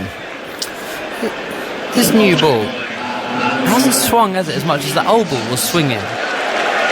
The old ball and that 75th, 76th, 77th was swinging a lot more than this one. It's obviously got a bit more the hardness to it. There's a lot more carry and a bit more nip, but actually it's not swinging as much, is it? Were you taking it after 80 overs? Yeah, I think I was. Yeah, I think it was definitely the right decision to do it. And also mentally, tail enders, I'm facing the new ball now, they don't like it. I think you saw Mohammad Shami a little bit leg side of it. It does go off the bat faster, but you'd rather James Anderson bowl on the new ball. So Anderson's got a chance for a fifer. Goes in and bowls to Siraj. You swing at that and misses it. It goes over the top of the stumps. It's almost a shot of ball here from 10 and 11. 270 from 9. So there's a battle between Robinson and Anderson to pick up the last wicket and finish with 5. But the bottom line is that India in a very strong position in this game on this pitch with their bowling attack and fragility of England's batting. It's a big challenge for England ahead today and into tomorrow. The weather is okay at the moment. There's a huge patch of blue sky away to our right hand side, and we've been lucky. We did lose a bit of play earlier. Here is Anderson into bowl to Siraj. He hits this high in the air over extra cover to chase back for Bairstow. He's looking up and the ball drops over his right shoulder. Out wide long off, deep extra cover, just in front of the stand there, and they come back for 2 rather fortuitous runs, but a few of those that have gone steepling into the air, and you see fielders running after it, seeing if they were able to get underneath it and not being able to do so. The one who did get underneath it was Anderson, who dropped the catch off Mohammad Shami earlier.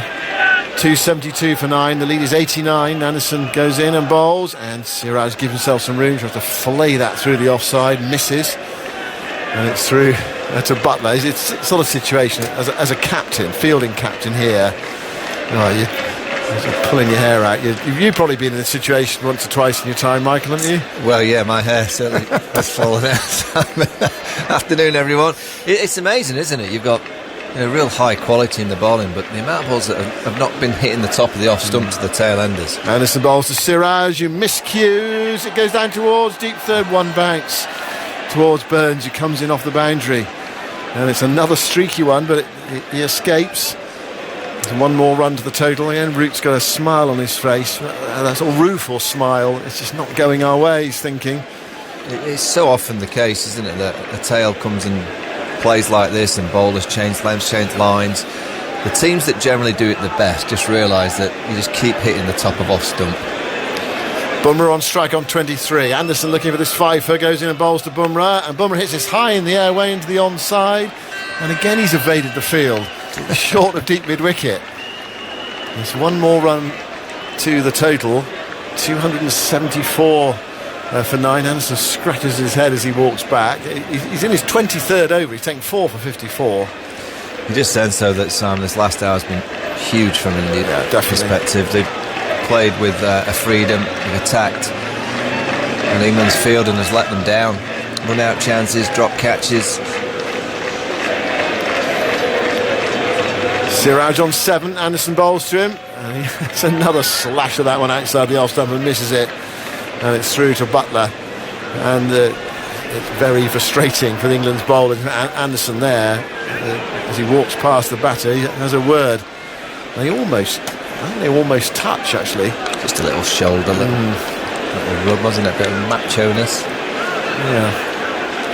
Yeah, but you can tell England are frustrated, and you got to be very careful when you're in this situation and you feel that the whole of the momentum of the game, I mean, it's always been swaying India's way, but when the tails wag like this, and you get Jadeja playing the way that he did, Shami come out and played a couple of nice strokes, and now Bumrah with his highest test score, he's got 24.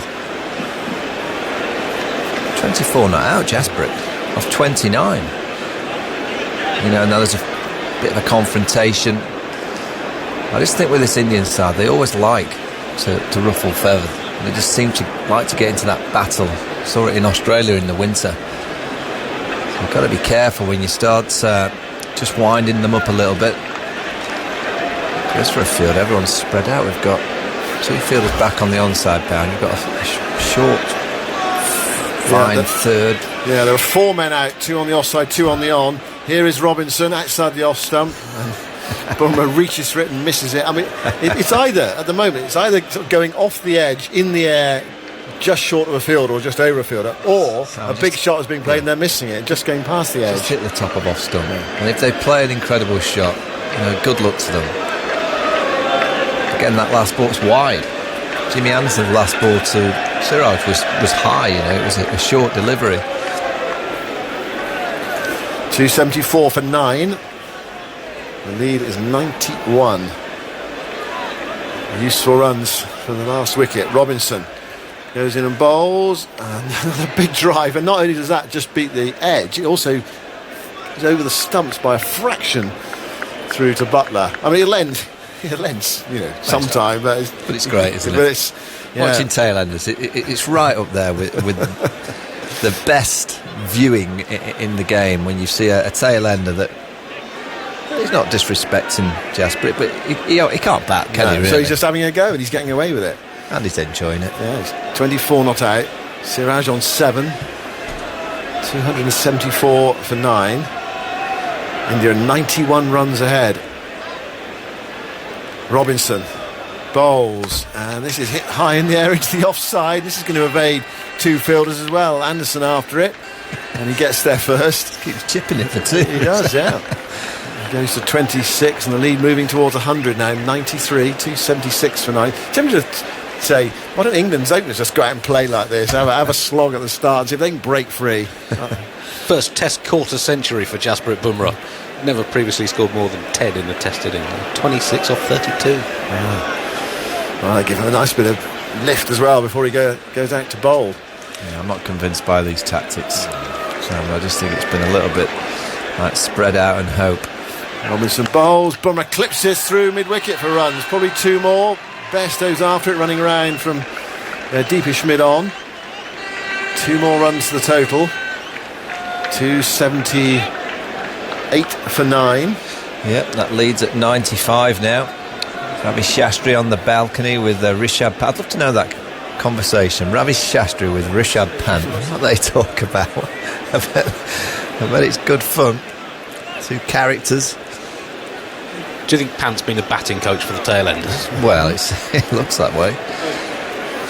Bumrah on 28 now. Robinson goes into bowling. Short, heaved away into the leg side. Down towards Stuart Broad, running round. He can take the catch. Yes, he does. And 5 for Robinson.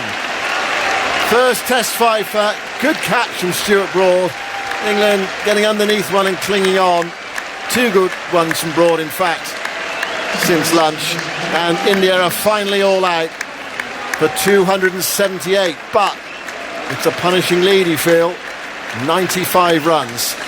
And Ollie Robinson, in his second Test match, has finished with 5 for 85. Yeah, it's a brilliant catch from Stuart Broad down at fine leg. He had to run around 25 yards to his right. Blustering, he dives down to his right and takes a really good catch. And then he ran all the way back to give Ollie Robinson a nice hug. Now Stuart Broad and Jimmy Anderson are very fond of Ollie Robinson. They like his character, they like what he can do with the ball in hand. And inside 2 Test matches, I think we've seen enough of Ollie Robinson to suggest that he's going to be around a while. He looks a high-class bowler. Well, he's walking off, holding the ball up to the crowd in acknowledgement of their applause for his 5 and he's leading the players off. Just Silverwood standing up as well, the England coach, applauding. And finally, India are all out. There's been some frustration along the way for England. And it also means now one of those tricky spells before tea for the openers. Tea, 25 past 4, so around about 25 minutes, just over for Burns and Sibley, but I suppose you're used to that's part of the job, isn't it, as an opener. Yeah, but it's not going to be easy. That's a Bumrah, Shami, Siraj, Sakor on this kind of surface where we've seen plenty of movement today. It'll be a real hard ask from an England perspective. Can one player knock off the lead? That's what you'll be saying, right? One of us gets that lead on our own, and then it's down to the other 10 to try and get enough to put India under a huge amount of pressure. Batting last, I don't think it'll get any easier. So if England can get 278, exactly what India have got, and give India that 180-odd chase in the last innings, could be a game on. It's just getting that 278 which could be the tricky part of it. Well, there's not been a huge amount of evidence in favour of England getting that, of late. I know they made about 300 in the first innings at Edgbaston, but that's a different sort of pressure. And they made some reasonable runs at Lords as well, but their batting has been sketchy. Well, you've got places under pressure. You've got individuals in the team that will know that there's noise around the fact that Hasib Hamid could come into the side. Ollie Pope looks like he's going to be fit for the second Test match. I'm sure he'll come back in.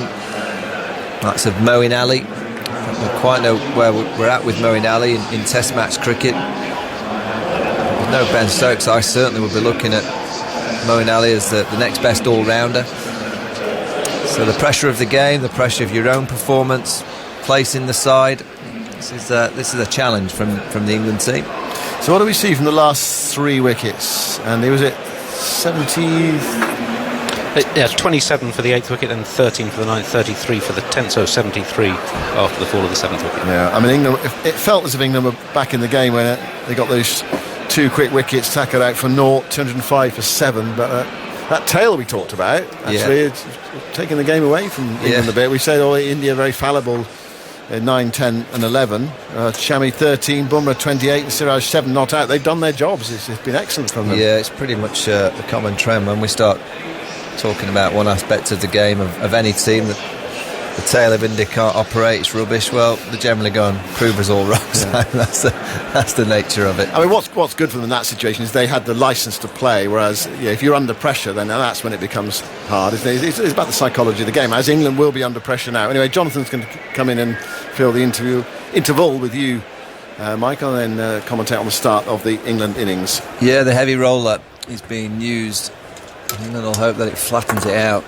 It may do for 10 or 15 overs. With Bumrah and co, they're going to be high class, high quality. There will be movement there. There has been all Test match. There's been a number of balls beating the outside edge.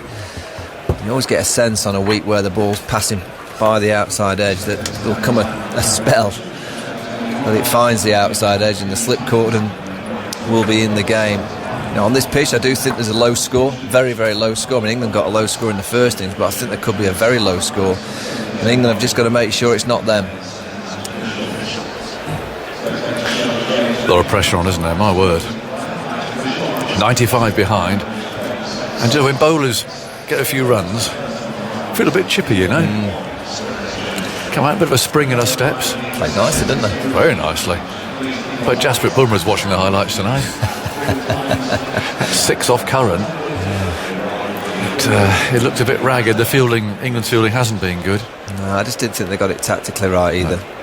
I guess I thought there was a few fields that were set that just didn't seem to be right. A few bowling changes that didn't seem to be right. I mean, the problem when you don't have a spinner, you can't even vary the pace, can you? You can't turn to your spinner to bowl to the tail.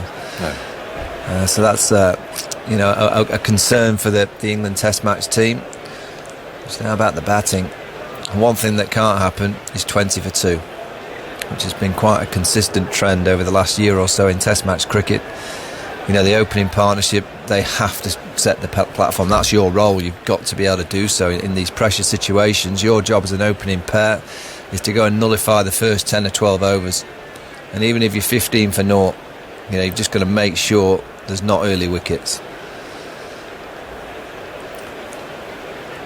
I must mention that the lunchtime chat with Michael Holding about his book is now available as a podcast on BBC Sounds. If you haven't heard it, I think you should. And maybe you want to hear it again. It was very emotional, very moving. That chat with Michael now on BBC Sounds. Here, India lead by 95 runs. I'm looking to the right. There's lots of blue sky over there. The forecast for tomorrow looks a bit mixed. Heavy rollers trundling up and down. There's a lot of ground stuff out there, isn't it? 1, 2, 3, 4, 6, 7, and one on the right, 8. Certainly not understaffed. Indians loosening up. Bumrah there. His unmistakable action is fired one down, well out of the reach of whoever has the mitt on there, trying to retrieve them. But with tea half an hour away, it's potentially a very awkward session here. Got to get through to that interval without losing a wicket. That's absolutely essential, I think. Yeah, I mean, it's a must. You know, I'd say for the game situation, looking at someone like Dom Sibley at the top of the order, under a huge amount of pressure for his place in the side, so he needs runs. Zach Crawley at 3. I think he averages about 12, doesn't he, Andy, since his 267 against Pakistan last year. Played quite nicely in the first innings for 27, but you know, he needs more than that. He needs more than 27s in Test match cricket. Then you got the captain. I thought he played really well in the first innings. He looked pretty much back to his best against seam bowlers. There's Johnny Bairstow, Dan Lawrence, he's on a pair. Josh Butler, he's on a pair. There's a bit going on. There is a bit going on. You just, as an England supporter, I'm sure, sitting out there in the stands or listening, whatever you're doing in the car, I suspect if you're driving, might be gripping that steering wheel. It's a little bit harder. Rory Burns, tension. He's on a pair as well. Oh, he's on them, yeah. But if he gets another ball like the first innings, I think he'll bag him. Brilliant piece of bowling. Ground staff have done their bit. They're wandering off. There's a last length of the pitch for the heavy roller to just complete here. It's trundling up. Do you agree with it? On a week where we see so much movement and we see so many balls just feathering past the outside edge of the bat, always seems to be a spell where those balls hit the edge of the bat. Michael, I do agree with you. You know, there are games. I think one of the best examples I've seen of a game that one imagined should only have lasted maybe 2.5 days, but actually went to a last over thriller of a draw, was the rearranged fixture in Antigua, which was played on that football field that had the line markings running down the middle of the pitch. They hadn't played cricket on it for years. There's mowed out a strip. There'd have been a few nets on there, I think, but that was it. They went out and played a test match on it and thought, well, this is going to be all over the place. They want the ball flying around. It was a brilliant game of cricket that went the whole distance. And the old recreation ground, people who were there will remember it. Locals pouring in. It was an amazing atmosphere, the light fading. Great finish to a test. Well, here we go, and the robot camera's racing off the field, and in contrast to the roller that's chugging off very sedately off towards the left there, where the ground staff are waiting. They've made a little gap for it in the boundary edge, but I don't know if rollers can go any faster than that, but surely can go up one gear, I'd have thought, but he's going off very, very slowly indeed. The batsmen are there, the bowlers are ready, and we've got half an hour to go until tea on this third day. England are starting at 95 runs behind now. Rory Burns brilliantly deceived in the first innings by Jasprit Bumrah, who'll bowl to him now. Bowled in those couple of balls across and then swung the one into him that trapped him in front. Beautiful piece of bowling. And what's Virat Kohli said here? 3 slips in a gully.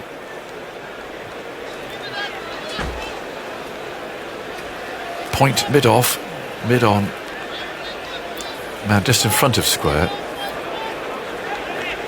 And then a man way down in the distance at long leg, loosening up through Mohammad Shami. Hard to see from here. He'll probably bowl the next over. So we're about ready to go. The umpires have changed ends. So Michael Goff is at this end now. Kohli at first slip, waving that field around. I was talking about loosening up down there. He wants him finer, urging him round with his right hand. Looks like a jockey coming down the final straight there with a whip in his hand. Moves him round. There's a few jockeys in the stand on the right. Oh, I haven't seen them. Here's the first ball. Bumrah in this predatory way stutters and now hurls the first ball down, and Burns moves into line and plays it nonchalantly to mid-wicket, and there's no run. Crowd tense. They're applauding that defensive stroke. It's a sign that the crowd are a bit worried about what might happen here. Inevitably on our screens we see replays of the ball that accounted for Burns in the first innings. Late movement in. We'll see what swing and movement Bumrah can get now on the third afternoon. Here he goes again. Hop, skip and a jump, and he bowls, and it beats Burns outside the off stump. Pushing at one. He'll of course be mindful of that one that comes back. It'll be preying on his mind, and I think normally he wouldn't have played at that. Yeah, no ball. So England are away. It's a late no ball. Yeah, exactly right. I mean, once you've been done LBW by a ball that's come back in late, I think Rory Burns will be playing for that one more so than the ball that's going across him. Big no ball, by the way. It just proves really that the umpires are not calling no balls at all, because that any umpire I think would have called that one. One for no wicket. 3 slips waiting. Bumrah moves in again and bowls, and again beats Burns, feeling outside the off stump. Little howl there from Kohli at slip. See, I reckon if I'm Bumrah, I'm not sure I'm showing him the in-swinger. He's going to keep going across, because he'll continue to play it because he's worried about that ball coming back. So that ball on around 4 stump, 5th stump, he's probably going to play at it because he's so worried about the ball coming back. It might be that he doesn't have to bowl it yet. No, he might find the outside edge because of that. Yep. I agree with that. Let's see what he does again. Striding in, and that stutter. Now strides out, is there, and he bowls down the leg side. Burns is away, flicking out to long leg. Nice easy one there, just flick it off the hip. That's an opening batsman's bread and butter. It's off the pair. Do you think about that a lot? Is it preying on your mind? Yeah. It is. I mean, it's mad, isn't it? Because if he gets out for 0 and 1, it's not really that much different. It's just, you just don't want the pair. The pair of noughts, naught in each innings. You get all sorts of varieties. You can have goldens, you can have silvers, you can have all sorts. Virat's on a golden. He's on a golden. That's first ball, noughts. Now Sibley has given a word of encouragement there by his partner. Might say it's not swinging very much because it hasn't swung so far. There's 3 slips a gully. Sibley right-handed, of course. And Bumrah, hop, skip and a jump is there, and he bowls, and Sibley comes forward, planting that left foot, plays back up the pitch, and Bumrah picks it up, and that's a rather dangerous zone for Sibley. Planting the left foot, playing the bat around it. It's big innings this for Dom Sibley. Yeah, I think so. He needs a score. There's no other ways of putting it. He needs runs. Grips the bat hard, slips are ready. Bumrah once again past Mr. Gough is there, and he bowls, and again that rather squares Sibley up.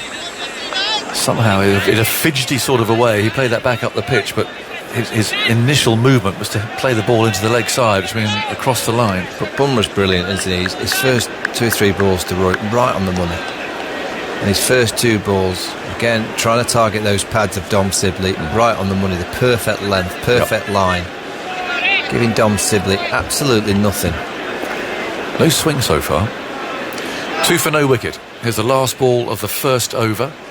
Bumrah runs in, bowls it outside the off stump, and Sibley can happily let that go through. That bounced a second time actually before it reached Pant's gloves. So the first over is done. There's 2 for no wicket. One of those is a no ball. Burns has 1, and Sibley yet to score.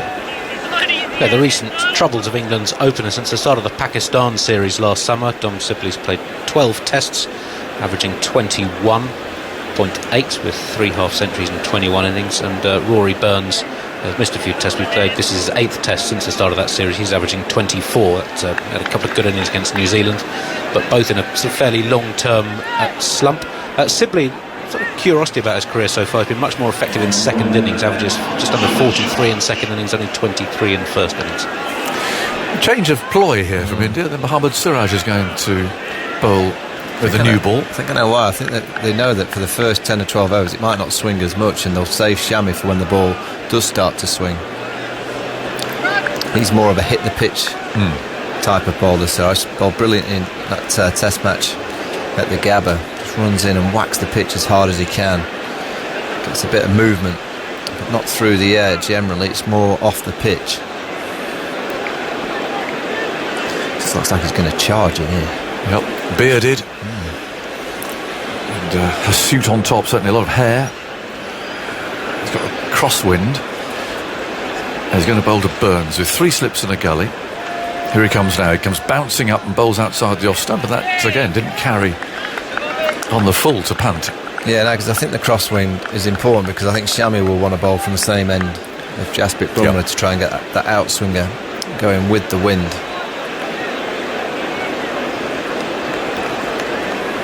A very thoughtful Zach Crawley, I can see on our screen there, sitting by himself, arms folded. Weight high up, don't you? Right at the top of the pavilion. Yep. What is that? Is that the old media centre up there? Siraj bowls outside the off stump, and it's ignored. And Pant collects it. Yeah, yes, that we used to commentate actually just below that, and then it became a hospitality area. But he's not in the dressing room. So the dressing rooms, I think because of the times that we're in, only a certain amount can be in certain rooms. So you've got the old dressing room, or the dressing room as it is, above the Indian dressing room, where there's a few maybe management or players, and then the old media box seems to be where the majority of the England players are positioned. See all the kit. Siraj on his way, bowls outside the off stump. Burns can play no stroke again. Yeah, he's an isolated figure, isn't he? Even 2 metre separations and so on, but he's just sitting there right behind the bowler. A terrific view. But certainly no one's going to bother him there. I always felt it was better waiting to bat from behind the bowler's arm rather than side on. Oh yes. Side on, it always looks too quick. It does. Absolutely it does. 2 for no wicket. Siraj, he loses his run up there. He's going to go back and try again. The old Trafford, the dressing rooms at Old Trafford, that balcony, when the pitch used to be 90 degrees the other way. I'll offer you Patrick Patterson. There's that side on. Isn't nice? I know that terrifying test match of 76 when John Edrich and Brian Close were out there. They were sitting side on watching onslaught. Derek Underwood, the night watchman. Siraj on his way, bowls outside the off stump. Again, it doesn't carry. Pants would have to come up a little bit here. Yeah, there's been a few balls today, hasn't there? It's been a bit uneven. The ball's kept low, the odd ball's bounced a bit more. We're fine for the first 40 minutes of batting because of that heavy roller. It does nullify it somewhat, and it seems to wear off. Well, Burns hasn't had to play it very much so far. Slightly open stance. Siraj bustles in again, bowls him. Now plays at that and guides the ball defensively down to gully. Rahane's the fielder, and there's no run. 2 for no wicket. England are 93 behind. And some terrific batting from the Indian tail. And above that, Jadeja 56 from 86 balls. Rahul 84 from 214 balls, but then some swiping from Shami and Bumrah added useful runs. The last pair added 33. Now India in the hunt for wickets. This is Burns forward this time. Same result, it's fielded in the gully, and it's the end of the over. 2 for no wicket. So England 93 runs behind. Tea coming up, it's 20 minutes away. India would love to have at least one scalp by then. I guess the one thing in favour of the batting team today is that it's not easy when the wind's around, is it, as a bowler? No. In the field, it's quite hard. I think hard. a side wind is actually harder than actually just running into a wind, because if you run into it, you're just taking it full on, and you know what you're up against. But if it gets a bit gusty and from the side, it can really blow you about a bit in your delivery stride. So it's not easy. It might help the ball swing a bit, but it's a crosswind. But it's really ripping at the flags now. It doesn't make it easy at all. Rishabh Pant, noisy as ever behind the stumps. And now Bumrah is going to bowl to Sibley. He'll be aiming at those pads. Sibley dips at the knee. In goes Bumrah. He's there and he bowls outside the off stump at a lively pace. And Sibley watches it go through to Pant. He's showing 81 miles an hour, but it looked quicker. Oh, you're just looking to the right there. I see Hammond is just walking just beyond the boundary with his pads on, been in the net practicing. Hasn't he grown since the young man who went to India? Did well too till he broke his finger. 2 for no wicket.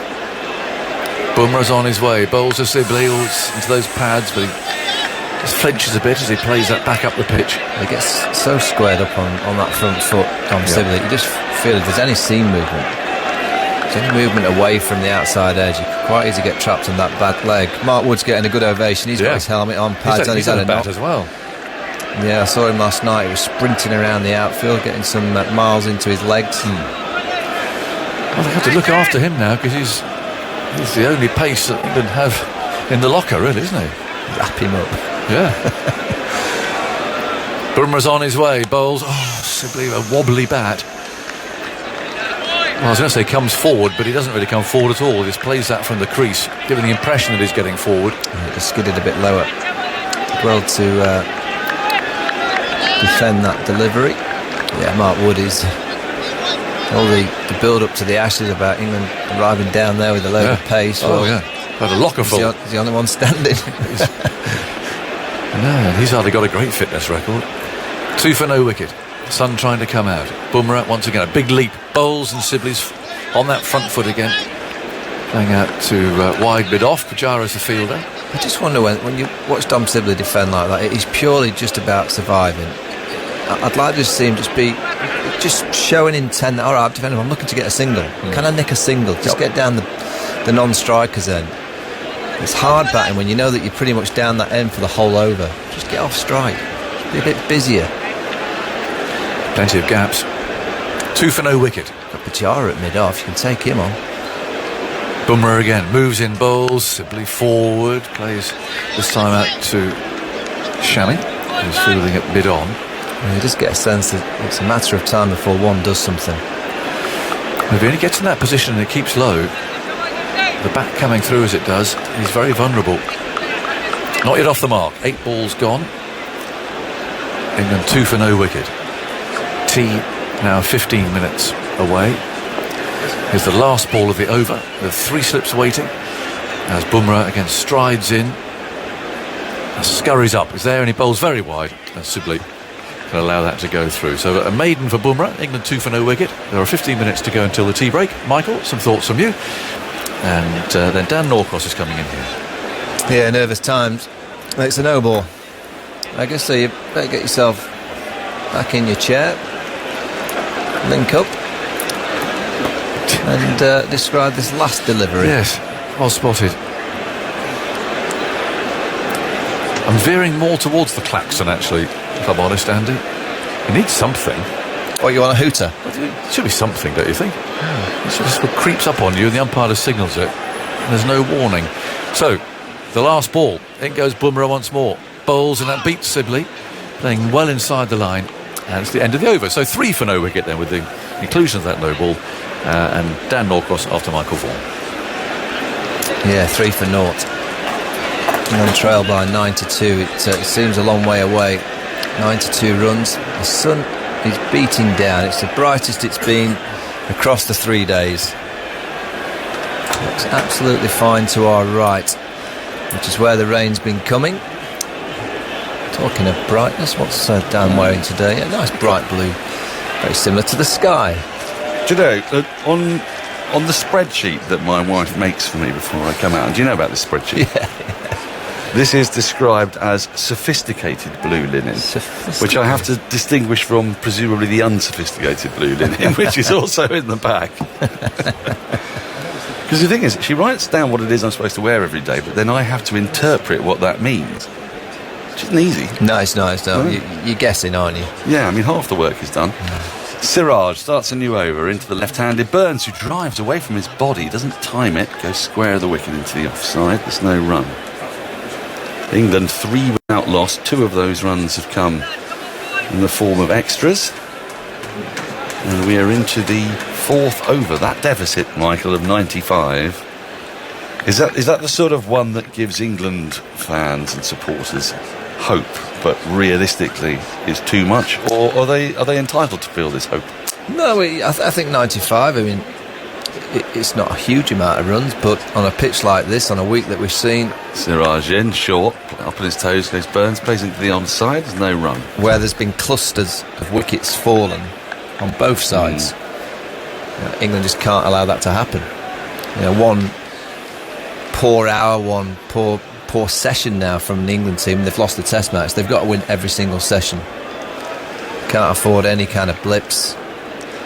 Well, they've got mistakes. They've got to get 300, haven't they, in this innings to give them a chance. I mean, 200 is probably the lowest target you would think that they would want to have. As Burns turns this ball into the onside, but straight to the fielder. Well, I'd take if England can get 278, exactly what India got.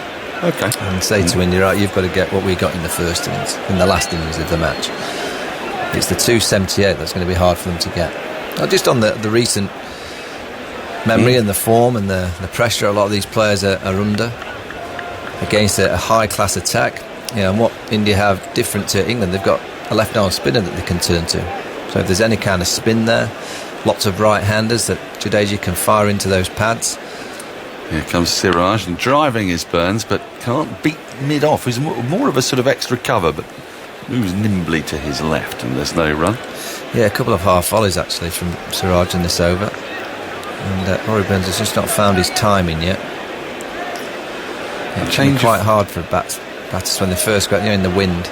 It takes a little bit of time to get used to the conditions. Changing field, a short mid-wicket and a square leg on the boundary. 3 slips, a backward point, mid-off, quite wide. This short mid-wicket coming in, indeed, the gully's gone, 3 slips in place, backward point. So Siraj going to be bowling straight, you would imagine, to Burns. And you're absolutely right about the wind. You shouldn't underestimate it. You remember the Old Trafford test in the Ashes series in 2019 when the wind really picked up there? Yes. Crisp packets going everywhere, the bowlers were struggling. But actually you saw the batters, and their bats were shaking in the wind. It must be pretty difficult. It's not quite as bad as that, as Siraj is in, left alone outside the off stump by Burns, who has got another 10 minutes to negotiate before tea. They'll be ticking these sessions off, or these minutes off.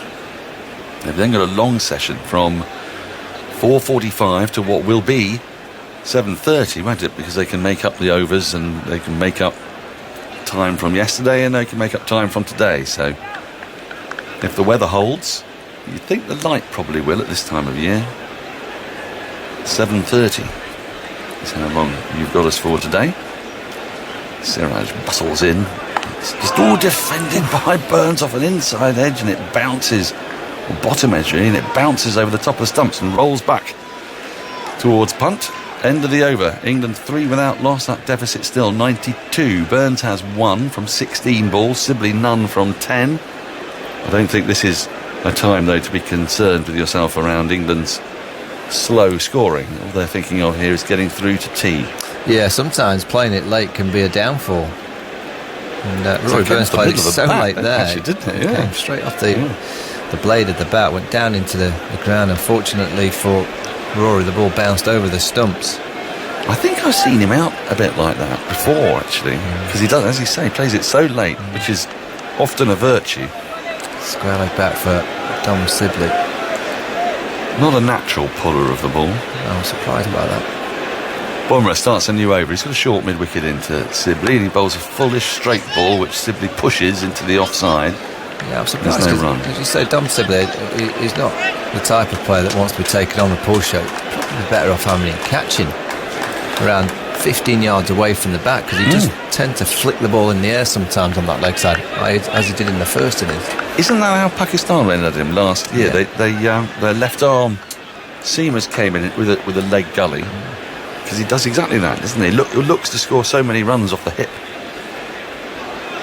But there is no one in close there. Again, Bumrah this time's missing his run-up. Siraj has had to restart a few times. There are, in theory, 47 overs to be bowled after this one today. Hence why it will be 7:30, you'd think, come what may. Bumrah into Sibley, who lets this go by. Quite close to his off stump, angled in slightly. Bumrah went just slightly wider of the crease, through to the keeper. There's no run. The 3 Indian slips are quite widely spaced, and it's a no ball. Another run. Bumrah is such a high-class performer. He gets so close to that line. Well, I'm trying to... Did he not bowl quite a lot of potentially really important no balls in a one-day series against England earlier this year? Here comes Bumrah, and Sibley pushes forward in immaculate defence. That was a lovely shot, actually. It went out to the offside, exactly where it was supposed to. Yeah, that was nice. Nice foot movement, nice and committed.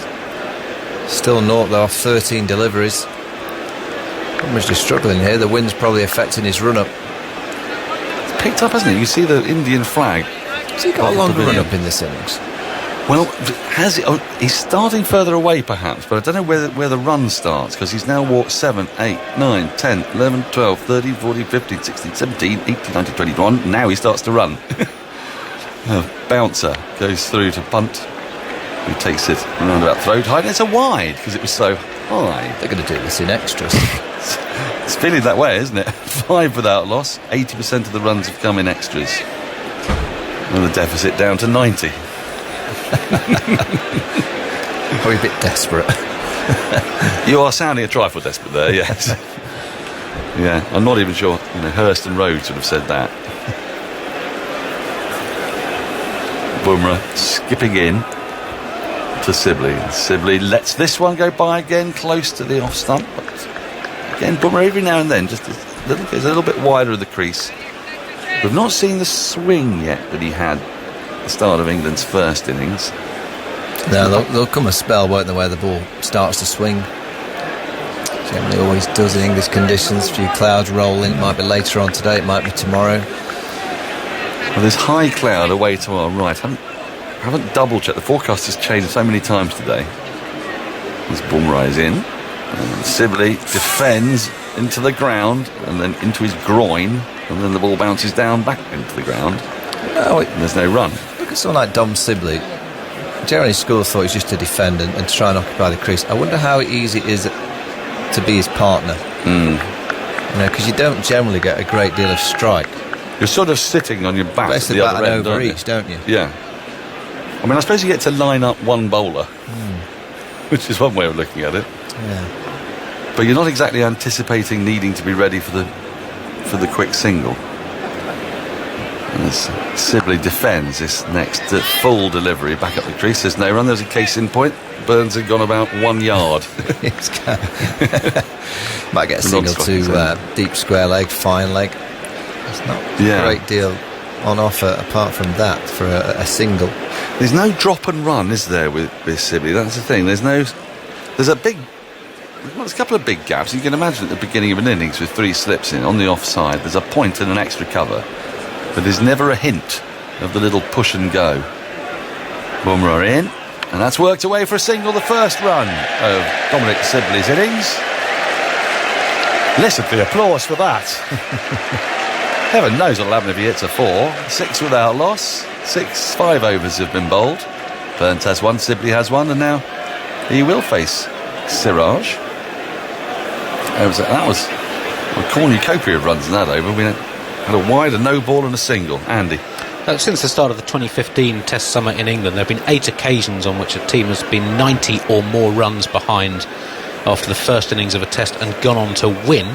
And some hope for England was that England had been the victorious side in 5 of those games. They overturned a 134 deficit against New Zealand in a classic Test in 2015, 103 against Pakistan in 2016 at Birmingham, then against Ireland after being skittled for 85 they were 122 behind and went on to win. The Ben Stokes match at Headingley, England all out for 67, 112 behind, won by 1 wicket, and that brilliant Test against Pakistan last summer, they were 107 behind on first innings in that game. That was a brilliant Test match, wasn't it? But on that occasion, Siraj was hurtling in. That's flicked away by Sibley out to the boundary for 4. Wow. Okay. That's the noise you hear when Sibley hits a boundary. There's a lovely shot on the pads, flicked away. That's exactly where he wants it. That's right in, you describe it, into his wheelhouse. It's an absolute gift. Leg stump. That's the way he wants Siraj to be bowling. England moved to double figures. That Pakistan game was extraordinary, but they won having conceded the deficit batting second, didn't they? And Siraj is in, left alone, quite tight, close to the off stump. There's no run. So, what was curious about that match, I found, and Andy will remember, we were both perplexed by the way Pakistan approached their second innings. They sort of threw it away, didn't they? The back end of that innings. Yeah, they won 169 all out. There was a bad run out and a rather Terrible rapid tail end collapse. Catches out at the deep, sort of just almost thinking like they've got enough. Here comes Siraj, and Sibley defends. There's a big appeal there's a stifled appeal for LBW as the ball beat the inside edge of his bat. It's too high. Well, the scores run. The New Zealand test at Edgbaston, this seems a similar kind of game. We were rather higher on first innings. England got, let's get the scorecard up there, we're just over 300 and New Zealand 388, 85 ahead. So 85 ahead, yeah. And they had to chase what in the last innings? Almost nothing. England will, hang on, let me get the scorecard up. Skittled. Now then, is he taking a bit of a blow here, Sibley? Because he's now taken his gloves off. I wonder if he got a blow on a fleshy part of the thigh. Or is this... Actually, umpire Gough is just sort of monitoring this, as if to say, chaps, tea and all that. And they don't really need to, because there are 3 balls left in the over and there's 1 minute to go until tea. So I don't think time wasted will make any difference at this point. Just having a look at the replay. Oh, it's right, what's happened? It's come off the inside edge and then onto the back pad via the elbow, I think, actually, and onto the top of his right knee. Andy. That investment test, England 303, New Zealand 388 for an 85 run lead. England then bowled out for 122. New Zealand needed 38 to win. Siraj in with 3 slips, the wind picking up again, and Sibley defends the front foot. And every time he does that, the slips all go up as one, because there's sort of 2 movements with Sibley, so it always looks as if he's coming late on the ball. And the slips are always anticipating it's going to get through onto the pads. They're going to go up for a big appeal, but it's come off the middle of his bat. 10 without loss, England. 2 balls to go until tea. Now, one of the slips has come out. Rahul has come out. I think you've got your wish here, Michael. We've got quite a deep leg gully. Siraj is in. A bouncer, which Sibley just ducks beneath. And there's no run. That's over shoulder height being indicated by umpire Kettleborough. 1 more ball to negotiate before tea, and then the first of many onerous tasks would have been ticked off. Another no ball. Thank you, Andy. So 2 balls to go. So it's one of these occasions when I sometimes wonder if the batting side might be asked, do you want the no ball or not? You know, if you're... I once played in a game where we were 9 down and the last over was 24 balls because Siraj is in. Oh, that's another bouncer which he ducks beneath the Sibley through to punt. There's no run because their pro was just running through the line and just kept going. You sometimes think, as a batting side, are you forced to have the no ball? You can say to the umpires, no, thank you. We're quite happy. We're quite happy to receive. If you're batting out for a draw, then you don't want to face another ball, do you? Siraj has just followed through right into Dom Sibley's face. Had a few words. It seemed to be the type, Dom Sibley, that you need to get stuck into. I don't think he'd give too much chirp out in the middle. Yeah, you fancy that's going to be water off a duck's back, wouldn't you? There's a short mid-wicket for the little spoon. There's a leg gully, 2 slips and a mid-on. Siraj in. Should be the last ball before tea. It's played to short mid-wicket. And just wait to see. It is. The players are trooping off. So England 11 without loss. Burns has 1, Sibley has 5. They've negotiated those 6 overs well after bowling out India, but conceding a deficit of 95 runs. 278 India were bowled out for. And honours are definitely still with India, but England, after being bowled out for 183, Michael, they've got themselves into the game again. Yeah, I mean it's so important that England just bat time, Runs are going to be important as well, but they're going to have to bat, you'd think 90 to 95 overs in the second innings to try and give India something to chase in that fourth innings. India won't be too concerned. 11 for naught. There's a little bit out there. I don't think they're too concerned that there'll be a counter punch, so I don't think the scoreboard's going to tick too fast.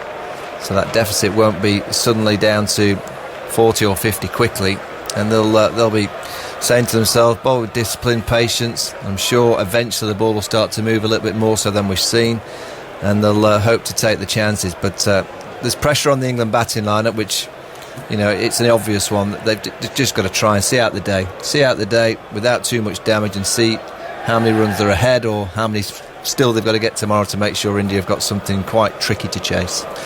Thank you, Michael. Well, it has been an enthralling session, and a lot has happened. India have been bowled out for 278. Ollie Robinson finishing with 5 for 85 in his second Test match. He's up on the honours board. Jimmy Anderson was close to getting there himself. 4 for 54. He bowled absolutely magnificently with great pace as well for Jimmy Anderson. But a last wicket partnership of 33 between, of all people, Jasprit Bumrah, who hit 28 of 34 balls, including 3 fours and a 6, and Siraj, who was unbeaten on 7. It felt like a crucial partnership. Top scorers for India, KL Rahul with 84 and Ravindra Jadeja with 56. A couple of ducks. We had Kohli yesterday and Shardul Thakur today. But India, you'd have to say, are on top, but England are fighting. Now we're joined, I'm delighted to say, by Deep Dasgupta. Deep, it felt to me, it seems strange, but that 10th wicket partnership feels absolutely crucial to me. When it started, India had a lead of just 62, and they finished with a lead of 95, which it feels like that's just the partnership that's taken the game away from England. Absolutely. A 30-run partnership in a 250-run game is a lot of runs, and when you're looking at a 30-run partnership in a 90-run lead, makes it that much more important. So it was very, very crucial from that aspect, giving a little more confidence to the team itself, the Indian dressing room, and also making sure that the English openers are out there for that much longer. Because as an opener, I can tell you this, as soon as the 8th wicket falls, as an opener, you start mentally thinking about your batting, you get into your batting mode or a shell, and then you hate it when you have to stay there for longer than you have to. Absolutely, and I mean, for India, who I think have concerns, don't they, about the amount of lower order runs they can get, to go from 205 for 7, at that point a lead of just 22, and add 73 with, a lower order that hasn't fired, that is a real plus for India. Absolutely, and also the way they were batting. It just occurred to me that they made a conscious effort to contribute the lower order batters. Someone like Mohammad Shami, if he would get hit in the past, the very next ball he would throw a kitchen sink at it. But if you look at how he batted today, you could see that they're conscious about it. They want to contribute with the bat. I think they've had enough of everyone talking about how they can't bat and how how much they need to contribute, which they haven't. So I think there's this conscious effort by the 9, 10, 11, especially someone like Shami and Bumrah, just to hang in there and contribute with the bat. Ravindra Jadeja, the value that he has for this team, which I always think is curiously underestimated. He came in at 145 for 5, hit an 86 ball 56. He batted as technically well as almost anybody in the side. It's a bafflement to me, Deep, that he doesn't play every single game, and today was sort of the reason why. I mean, to have that kind of quality coming in at number 7 is such an asset. Yeah. He's such a different player in the last couple of years. I mean, he's a proper all-rounder now. If you ask me, he's a batter who can bowl or a bowler who can bat, I'd be confused. I don't know. He's a 50-50 as of now, and I guess he's the spin version of a Ben Stokes, if you may call him one. So it also has changed in the last couple of years. I mean, he's got 2 triple hundreds in first class cricket, and back in 2017-18 the team management actually asked him and said, what is it, why can't you do the same thing in international cricket, as in bat like a proper batter, which you are, you've got the skill set. And I think from there on, 2017, it was series against West Indies, I think he realized, and what he actually said to the team management at that point in time was the fact that he batted with more responsibility when he was playing in first class cricket for his state team, which is Saurashtra. And the team management actually told him that he needs to then bat the same way, and they made sure that he was batting at number 6 or 7, higher the order. If you look at the record at that point in time, it was actually Ashwin who bat at 7, and he would bat at 8 or something. But then changed that around. He started batting at 6 and 7, and suddenly you see that change in him as a batter. And in the last couple of years, he's been averaging around mid-40s. Well, indeed, he's a man you think could be in the side for his batting or his bowling. That's what makes him so useful for India. Just on England, a little bit sloppy in the field. I mean, a couple of drop catches. One of them didn't cost too much. Rahul was dropped and then out soon after, but he'd been dropped earlier by Sibley. And sort of the failures to take run-outs. James Anderson dropped a catch in the sort of mayhem towards the back end. That could cost them, couldn't it? I mean, definitely the KL Rahul catch yesterday. They've already cost him quite a few runs. But even the run-outs, I thought, obviously the running between was very sloppy as far as India is concerned. But, a fielding too, direct hits. Apart from the Ajinkya Rahane one, there were quite a few other opportunities. And catching, especially in these conditions, are so important. It's not easy to catch here, especially behind the stumps, whether it's keeper or slips, because the ball's always wobbling. But then it's such an important, facet, especially in these conditions.